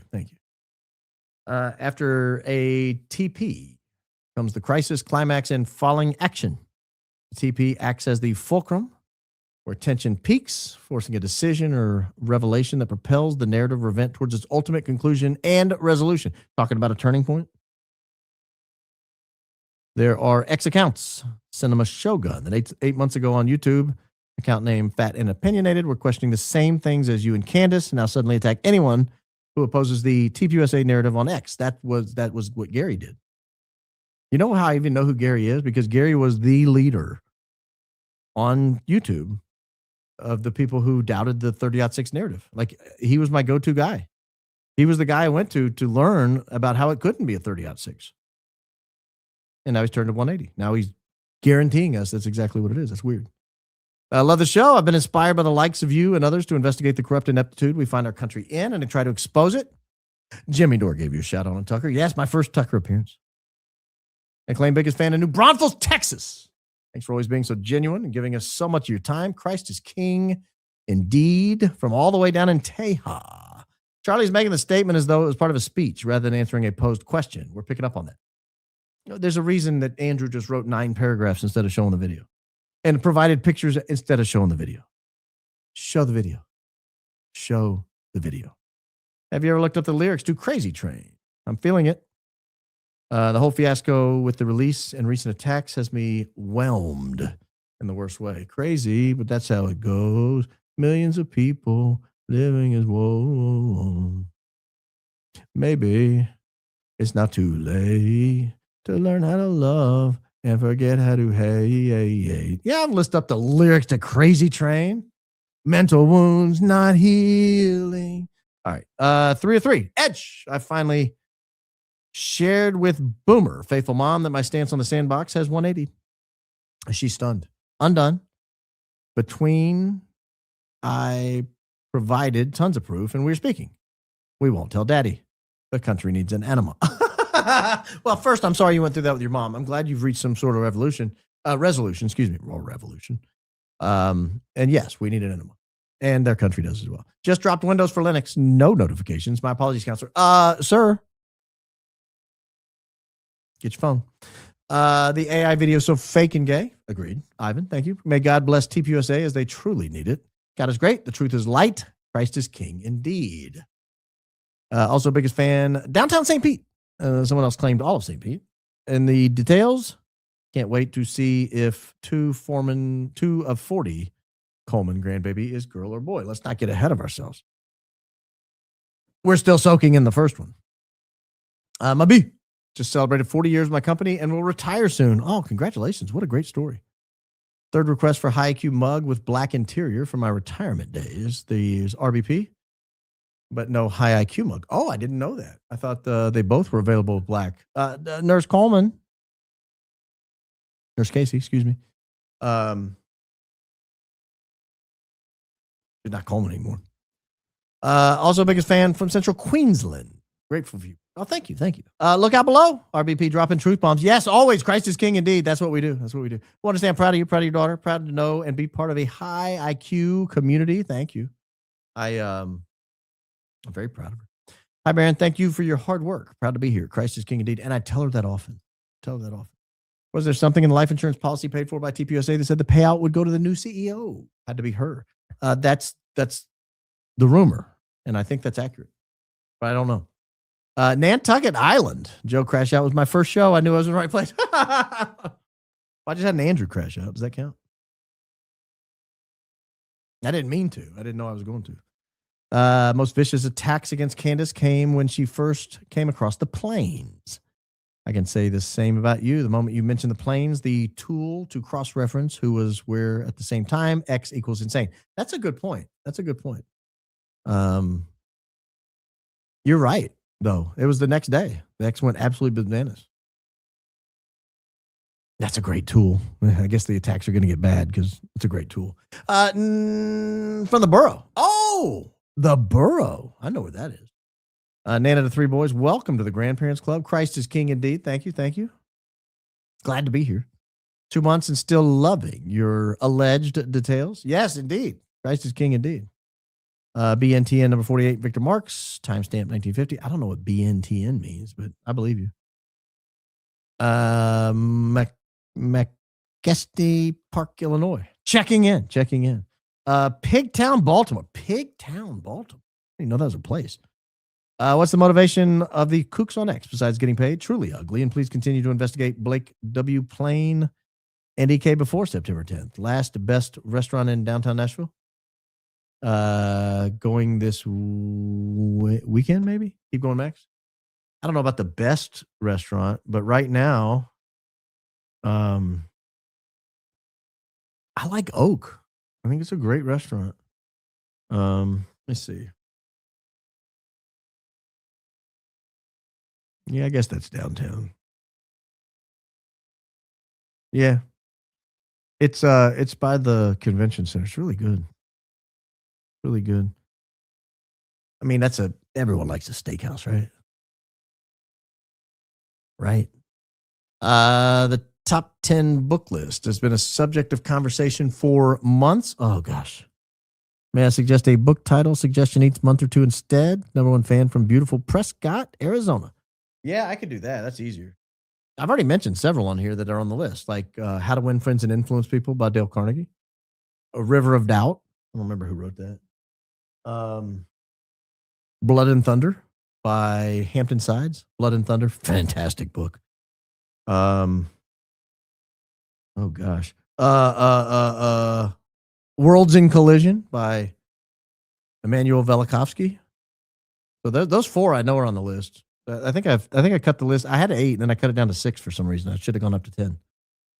Evening Babaron. Third option for the ChuckGPT video. Maybe Charlie did say it, but as a joke, like screwing around during sound check or something. God bless Truth Seeker. Yeah, that's what I want to see the video. So I want to see the context. My heart breaks for Charlie's parents and sister. They didn't ask for the darkness of EKBN and AK. They've lost their son. That's correct.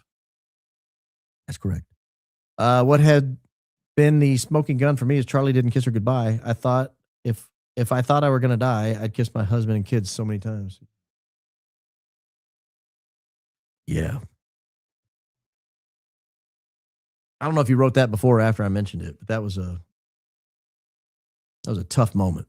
Mold the idea that it's all real except for context, specifically Charlie's intent. My position was completely sardonic. Many signs pointed Charlie wanted out. Tucker said he wanted a year off. My boyfriend's husband passed 4 years ago. She went back to work 2 weeks later. She felt she needed to support her child.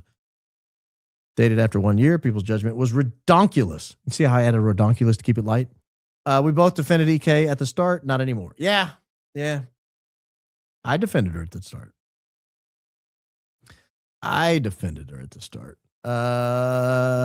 Love learning from you, investigating Catholicism for myself. Well, let me know how it goes. You need to look up John Costella. He's proved Zapruder film is a hoax. Sound crazy, but it's true. If it has the tree in it, I'm not going to believe it because I don't believe the whole tree thing. In the pictures of the event, both chairs are visible, as if question giver would be visible, but the ChuckGPT version is different.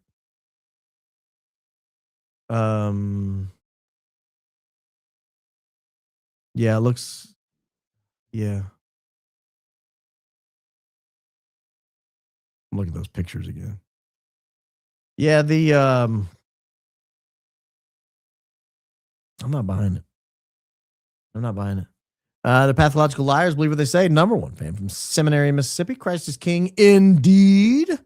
You'll be on Tucker soon, Uncle B. I can feel it. Frank, I would go. Edge, congrats on Tuck. Yes, I'm yelling so you can hear me through the monitor. I hear you. I've got peepers. And I got things right in my ears. Hi from Alaska. Could we get We Love Tilly merch? That sounds like fun. Love the show. Christ is King indeed. That sounds like a load of fun, believe it or not. Won't be long until Tucker invites our humble host. Well, guys, don't ruin it. Don't like, don't build it up. And then if it doesn't happen, you guys are gonna be disappointed. You only go where I'm invited. Christmas, Florida, and Vikings. The Christmas Vikings. I don't care. I'm done with him. Mikey dropped off Ms. Dognose at work Saturday, 10 a.m. in Hillcrest, San Diego. On the way back, saw a guy at a crosswalk in crop top. Looked like a dancer. You'll love it here. Come on, we waiting for you, open arms. Look like a dancer. He's a bunch of dancers there or something. Your granddad, if you start eating Werther's hard candies.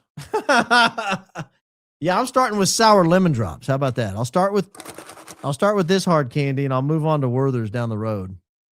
I do love Werther's though, frankly. Breast cancer survivor having another surgery Friday. Would love prayers from the best community. Thank you, Morfar. Baron, Christ is King indeed. Claudia, I'm glad you're a survivor. And it sounds like still dealing with the after effects, but at least the prognosis sounds good. The word survivor is always good when you're dealing with cancer. So we'll pray for your surgery. Absolutely. I already said Christmas, Florida. You said Vikings. Cincinnati, still here. Great opening with the Michael Jackson movie out right now. Many are realizing the pattern of influential people who are murdered after talking about certain subjects is so clear now. Charlie Kirk, too. That's correct.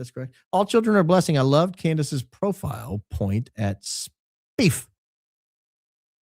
Oh, pro-life point. Pro-life point? I don't know what that means. I bet it was amazing.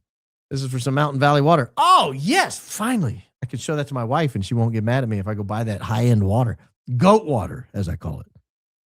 Whole Foods has a decent price for a 12-pack. 1 liter bottles. The taste is phenomenal, and you deserve it. Stay hydrated. Christ is King indeed. Julie May, I've got to go. I'm going to have to screen cap this and send it to her so she knows what I'm doing. And she's not like goat water. Really? Homosassa, Florida. That's a long way away. Wearing the same clothing from still in any videos. Haircut seemed different. We'll have to look at that. I'm moving quickly because we're 3.5 hours in. I did not know I was going to take a detour to yell at Andrew for 10 minutes. Hey, Baron and Fake Vid, are the double symmetrical shadows normal? Can you say hi to my daughter, Maya, who's a huge fan? We love you in New Zealand. Yeah, I think the shadows are normal. I'm not worried about the shadows. No, I'm not worried about the shadows at all. It's the rest of it. You want a good Gary laugh? Check out Ian Carroll's post from 7:56 Central Daylight Time. We're talking about God's time because I don't do any other time zones.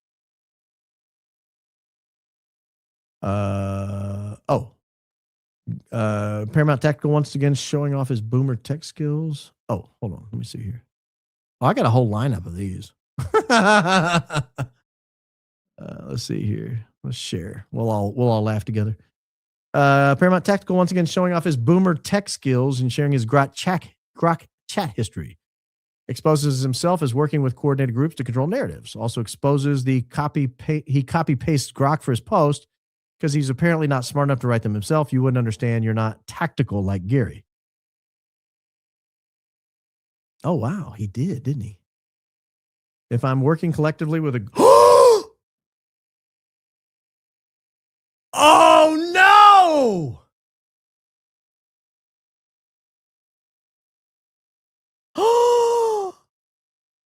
That's a lawsuit with Discovery. Someone clip that and send it to him. Gary, that is a lawsuit with Discovery. That's a lawsuit with discovery. You just opened yourself up to a conspiracy count. You understand the discovery that comes with that text, because no longer does he get to go to the judge and say, I'm not working with anybody. What are you talking about? No. If I am working collectively with a group to fight disinformation and lies on X and other social media groups, provide tactics and techniques to use to boost each other's messages, to better utilize the algorithm and capitalize on established social media strategies, also list what not to do.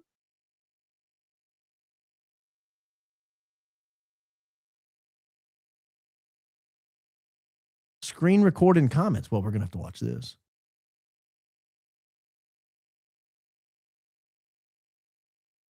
Okay. So he clicks the screen record. Okay. All right. Oh, so he put a, no, this is going to be what takes down Gary's network and gets him sued. And I mean, this is like, you always wonder, it's so hard to get actual real discovery. You got to prove some kind of a conspiracy before you can start. Unbelievable error by Gary. Gary, you just earned yourself a lawsuit, bud. I got bad news for you. It may not be me, but it's going to be somebody you've attacked. And I bet her name is Candace. Because this, if she doesn't, somebody's going to have to. Candace, Elizabeth Lane, somebody you've attacked. And it's going to open up your girl, Jen. So, Gary and Jen, congratulations. These people, I swear, are the stupidest people I've ever encountered. Like, Andrew tonight calls Charlie Kirk a liar and a hypocrite. Allegedly, in my opinion, but that's... Gary outs the fact that he's working with a group of people to defame people. I mean, he's defamed me many times. So, you can't defame people in their profession. If you tell people I've lost a lawsuit that I haven't lost, that's defamation per se. Damages are presumed. I don't have to prove that. We just put it in front of a jury and let them say what it's worth. But in the meantime, I get discovery. And Jen, who works for him, is obviously going to be, I mean, what an idiot. What an idiot. These people. Oh my gosh.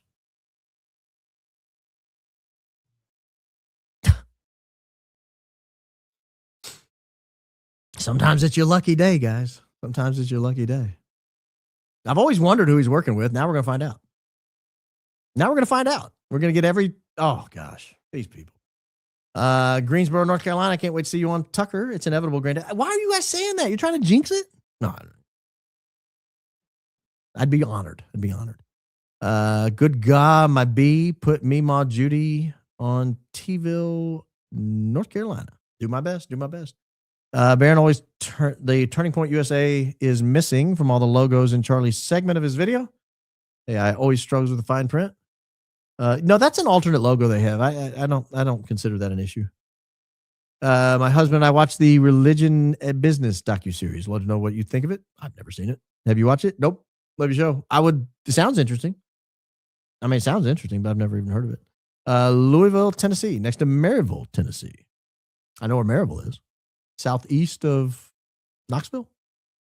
Keep your chin up on earth as it is in heaven. Ooh, I like that. That is what you're pursuing. May God bless you and keep you and his face shine upon you and your family. Thank you. Logging off to head into adoration. If I may ask, prayers for my marriage as we're going through a rough patch. Mother Mary and St. Joseph, pray for us. Well, they had a perfect marriage. So that would be good prayers. Amber, I'll pray for you. Absolutely. I've been there. You was. Embrace it. Oh, I was. Bahrain, before it's too late, since you have other GCC viewers. Blinker did another whoopsie on X. Yep. That's more than a whoopsie. That's fatal to his operation. That is fatal to his operation. I don't know who's going to sue him, but someone will. 100% guaranteed. 100% guaranteed. West Virginia, how about them ears? Mountaineers. Baseball World Series bound. Question, take me home, country roads. Oh, Q. Take me. Oh, yeah. Since you're now famous being on Tucker and all, I have been on Tucker Carlson, obviously. Got us jury commentators say we've been on the RBP. LOL, keep being you. Christ is king indeed. Yeah. Yeah. Annie? Yeah. And the regular commenters can be like, I've been on 9 times. New York City, not a liberal. I don't believe you. In progress, Catholic in this crazy city. Love you. Love you more. I'm just kidding. I believe you're not a liberal. You're like one of 5 up there. Extremely telling that she posts sappy pictures, videos, Charlie and kids at times where their investigation to her is getting too close, allegedly. Yeah. Yeah. 2 TPUSA mailers in the last week. Unbelievable. A Utah fan. Oh, number 4. At least she admits that she's late. Also received TPUSA mail this week. Went right into the shredder. See how I said that like I'm from Boston? Shredder. Gary is saying you make more money doing this than being a lawyer. No. I mean, it depends on the month, but I would sue, just my opinion. Love you, B. Christ is king, and keep going, Max. But what difference does it make? Like, Candace would make more doing this than, I mean, she's very successful. She probably makes more doing this than a lot of things she could do. What the hell difference does that make? Just because his show sucks and he can't make any money on it. Why is that my problem? Lost my sweet husband 2 months ago today. Ooh, Lizzie. I remember when you wrote in and said that. It was that day that he died. You wrote in, right? That already been 2 months? I'm 99% sure that was you. There were 2 of you the same day. I think you were the first one to write in, and someone else wrote in after you. I do not believe a word, Erika says. There's nothing about her that exhibits a grieving widow. It truly makes me so angry to know she is making such a mockery of real grief. At least we know the truth always comes out. Golly, Lizzie, I'm so sorry. Sound like you're still hurting a lot, and I'm sorry for that. I'm sorry for that. Hey, Baron Newton member, long-time listener, should we be holding Charlie's parents to the same standard as TPUSA? They could probably clear up a lot. I know CO says they're private, but lately this feels like a psyop. You got to put yourself in their position. If Erika is a psycho, and we don't know that, but let's say she is. If she's a psycho and they come out and start saying things, they will never see those kids again. And those are grandkids. Like no one who has a choice deals with the psycho grand-in-laws or whatever. Like they'll never see those kids ever. So maybe you keep your mouth shut. I'm not saying she's psycho. That might not be it. But if she was, I found myself going full out mama bear on that wench today. Sickens me people act that way. Congratulations on the Tucker Door mention. There's a reason you become so popular fast. Such a high IQ outfit. Christ is king indeed. Thank you. B, watching this morning and thought, I bet Baron's watching this wild ending too. Kimmy is such a talented driver. Poor Max. Kimmy's very good. Kimmy is very good. I'd love to see Max in a real car. And, you know, Monaco neutralizes the cars and the drivers come to the top. And that's why Max, even in that turd box he's driving, qualified second and only 400ths off of the pole because he's a once in a generation talent. You know, you get him on tracks where the car makes a much larger difference and he's 7th and 8th every time. So it was good to see him at Monaco in top form and qualifying. And, you know, unfortunately, his car stalled out. I used to kiss my husband and say, I love you every time one of us left, even if we were arguing, because you never know what could happen. Oh, gosh. Tough. My dad, the type who thinks pretty women do no wrong, but EK gave him the ick during the merch sale memorial. He said, that lady is faking her tears. I told him not to be mean, but he called it early. Oh, gosh. Yeah, that's pretty early. Pushing Logic Book every chance I get. Finally. It's right here. Gets a lot of use. Member 1 month, but following since last fall. Christ is king. Blessings to you and your family. Love the community. Oh, I love you. B, the accent book is for those wanting to learn other accents. Example, good day, mighty. For actors, allegedly. Oh. You're saying so I don't do such a bad Australian accent.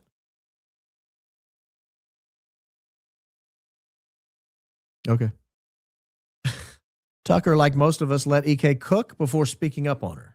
Act. Baron, may God bless you and your family. Much love from your best Alaska supporter. Christ is king indeed. Indeed.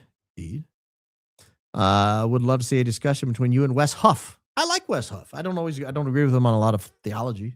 I mean, some, but not all. But yeah, I'd like to just have a discussion with him. He'd be great. Brilliant, especially your closing statement. Well, thank you. I'm going to have to move through some of these. As I mentioned earlier, I do read them all, but I'm going to have to move a little quicker because we're 3 hours and 37 minutes in, and I've had two little asides where I had to rant on Blinker and I had to rant on the worst PR agent in history. So, I promise you, I'm actually reading some of these as I go, but here. Thank you for your hard work. You were also on Wolves in Finance. I didn't know that. I'll have to check that out. I didn't watch him this weekend or today. I guess he comes out on Sunday. But thank you from Fenton, Missouri. I'll check that out. I just sent you 3 photos you might be interested in. It was your chance to describe them, and you would have guaranteed to give my opinion. Humble host, act like EK, saying he was on Tucker when he just mentioned. Oh, no. I was on Tucker. My name. Say it as so, please. No. Well, I say it in jest. Love this haiku outfit. You are my favorite. Number 1, Glenn Burney, Maryland fan. You're my favorite. Number 1, Glen Burnie. Is that a city, Maryland? Thanks for your trusted news. I was unaware. Unaware of Glen Burnie being a thing. Man, they just give the game away when you get too close, huh? Don't waste your time on these people. They just want you distracted instead of finding the truth. Keep doing your thing. We love you. It doesn't take much time. I mean, tracking that woman down was like 5 minutes. Doesn't take much time at all. These people aren't very smart. They're not sending their best. Red flag for me about EK was how she could have a full face of makeup 2 days after he died, her speech. My eyes were swollen shut from crying so hard 2 days after my dog died. Oh, gosh. That's a great question. This is actually a really good point. In the EK interview with Jesse, she talks about how warm his body was at the hospital. How many hours later? It was, I think, like 2.5 or 3 hours later. And that I never really considered that unless they had him under like a heat lamp or something. Well, why would you do that? Colleen, using to announce, call your reps, demand section 224, not 244. Be stripped from bill. IDF soldiers be willing to take our arms away in a mere few years is planned. Love you, B. The White Castle person has arisen the hunger in Mega Roll. Ivan, here's the thing I don't get. We all have to meet our maker one day. Are they really ready for their special place in hell? Love you, B-Dog. No, I don't know that they believe. Number 1 fan from Cape Town, South Africa. Checking in. Christ is king indeed. Zarbucks, she's sending. Nick's Grill, thank you. All the way from Cape Town. That's a long way away. I've never been there. Living by UVU, this case has been heavy to carry, especially when friends, family get frustrated discussing it. Your spirit and dedication have been my only sanctuary. You helped me find peace. Thanks for everything. Well, thank you for the kind words. I genuinely mean that. Huge fan. You've strengthened my relationship with God as well. Thank you. May God be praised. And that might be the genesis of all the attacks, honestly. How many people comment every day? I mean, we had several, like one today. I've been to church for the first time in my life. We have people say, I went back to church for the first time in 20 years, 30 years. Like, the demons can't be happy with these conversations. They cannot be happy with these conversations. Thank you. My B. I have a question. Do you think it's worth continuing to investigate Charlie Kirk? Yes. In my opinion, he's been too compromised lately with ties to Blake Neff, EK, and Victor Max. Way too many red flags. He's been too compromised. Who's Charlie? Now, the Charlie Kirk investigation touches everything. Foreign wars, nonprofit corruption, internal corruption within the executive branch, police cover-up, Fed cover-up, intelligence abuse, military abuse. I mean, it touches everything. Everything. North Shore, Boston, it matters. Now in Derry, New Hampshire. Why was New Hampshire and another state specifically targeted by Turning Point going forward? I don't know the answer to that. That's a great question. Hold on. check my email. I found the original speech the building the machine clip was taken from. How did you find it? No one else found it. That's a tip worth following up on in real time if you found it.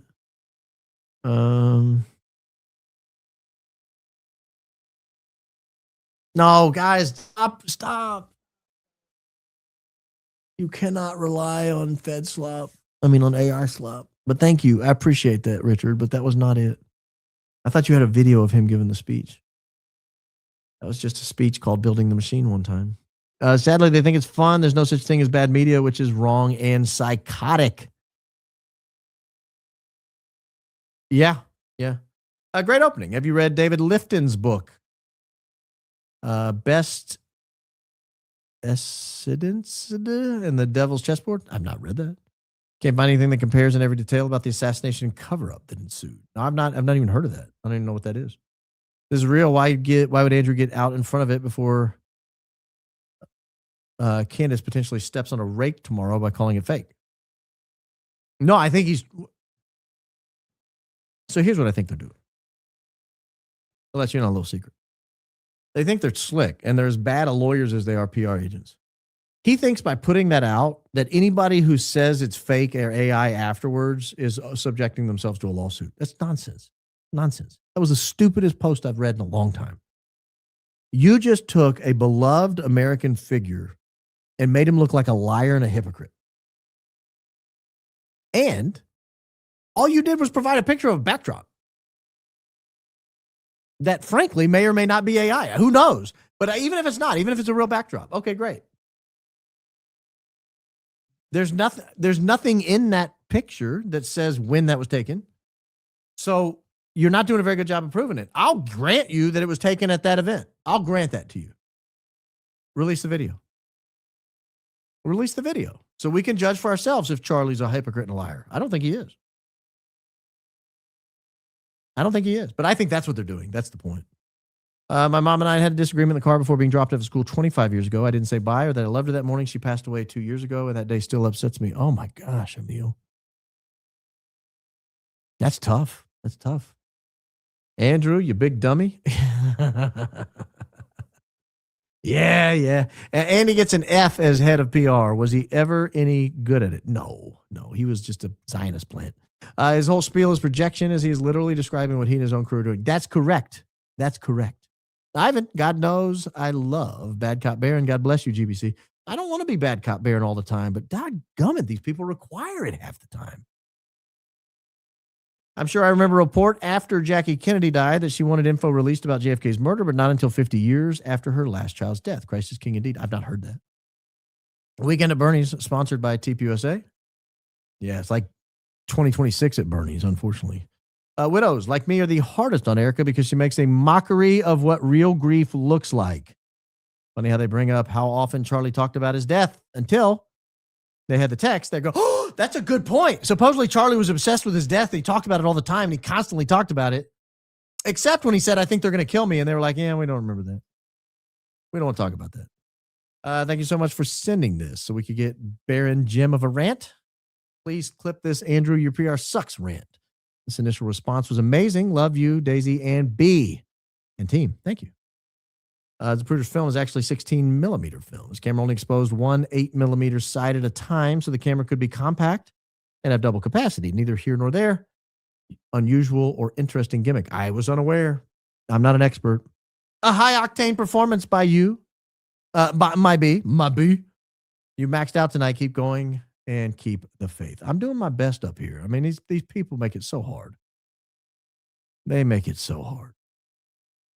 Backdrop was just posted. Yep, we got it. Thank you. Claim number one, Pulsebow, Washington. About Erika fake sleeping. Couldn't she have known he went into the bathroom because she knew that's where the ring and necklace were, not actually been awake?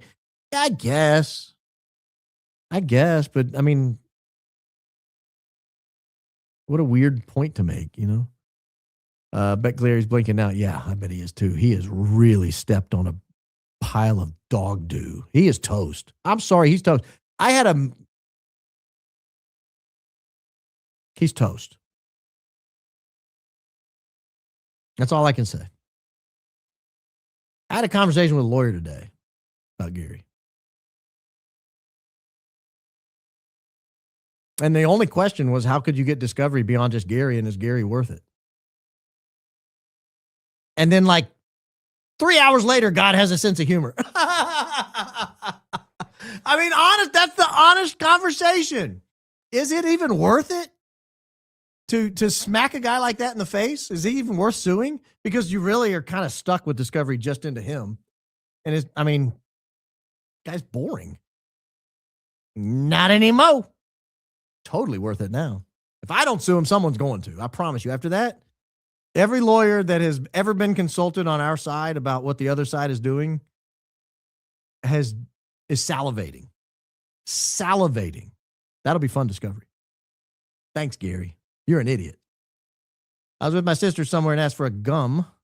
She offered a wrapped mint from her purse. I said, "You're old now," and LOL, because my mom always had those, but hers were always covered in loose tobacco.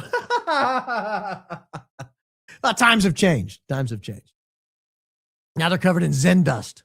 Recall a short, no longer available. Someone asked CK about EK running TP. CK, you think I'm conservative? She's worse than me.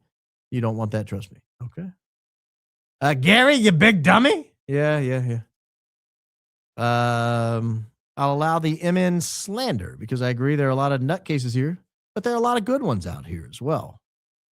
I'm trying to find a wife, so I might be leaving for a bit. Oh, man, you got to leave home to find a wife? Eesh. I read about the loss of your husband 3 months ago. I'm sorry. You will never forget, but this will pass. My mom was my dad when my mom lost my dad. I'm assuming what you meant, when she was 60, never married, but still had a great life. Lost her in 2025 when she was 89. A massive earthquake in the Philippines. That's sad. Oh my gosh, that is massive. In the ocean too. Is it going to hit a tsunami? Yeah, tsunami warning issued. That's bad. I hope not. The Philippines is a beautiful country. Got great people. Surely you know the point of the personal attacks is to distract you and waste your energy on side issues rather than focusing on the investigation. Just ignore them. I had never heard about any attacks till you raised them. Yeah, admittedly, I mean, the thing with my daughter was over the top. So it was worth the 8.5 minutes it took to figure out who that woman was, who her husband was, where he worked, where she lived. I mean, that was worth the time. These people think they're anonymous, but they're not.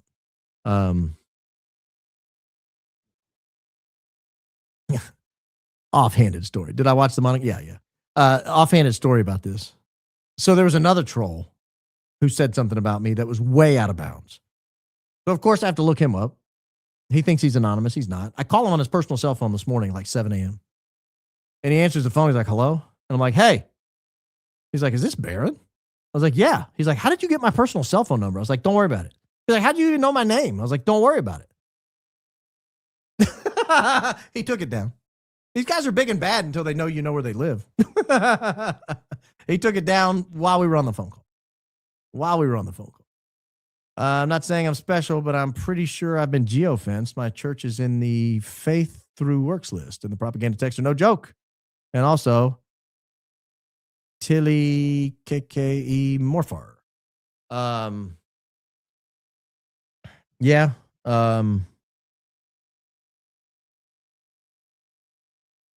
That geofencing is something. Always doing the Lord's work. We love and appreciate you. The trolls clearly don't listen to your show, because if they did, they should know you'd have a field day with them. I'm doing my best to have a field day with them. Rush Baby here. Same. I was a Rush Baby. Raising a high IQ son on Barronisms. He requested to study law using your opening statements as curriculum. Claiming #1 homeschool fan. He's going to be brilliant. Not because of me, because of you. Baron, one of the photos shows there's no wound in Charlie's neck when his shirt blows.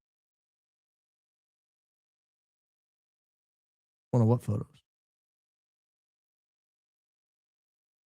It's interesting. Is it possible they made ChuckGPT just to stay in the news? Watching from Benton, Arkansas. Love your show, Baron. Yeah, but that's pretty dumb. Hannah Beth. All the way from Benton, Arkansas.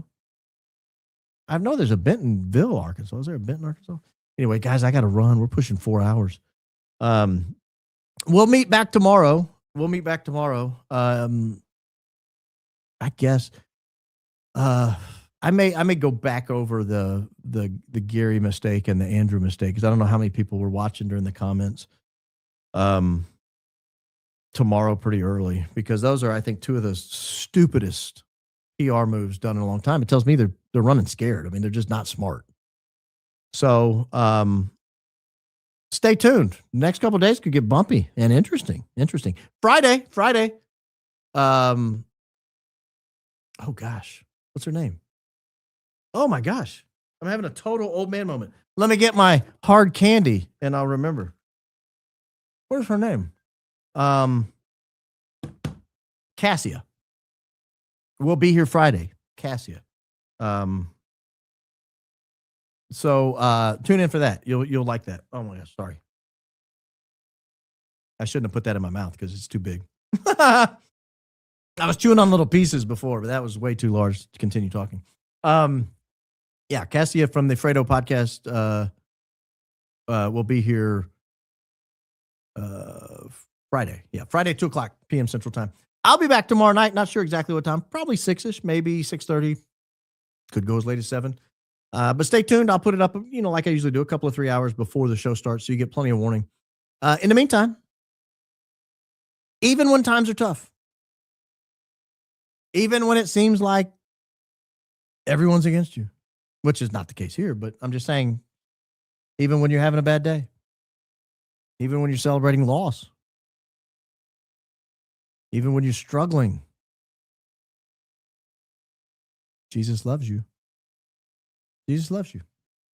I hope you guys know that. Deep down, I hope you know that. If you don't know that, I hope you just marinate on it. Just think about it. All right, guys. Have a wonderful evening. Have a wonderful night, morning, afternoon, wherever you are when you have to watch this. If you miss it, want to catch a replay, Spotify is always a great place to catch it. YouTube's always a great place to catch it. I've been poor about posting to Rumble, but I'll get there. All right, folks, have a wonderful evening. We'll see you guys mañana.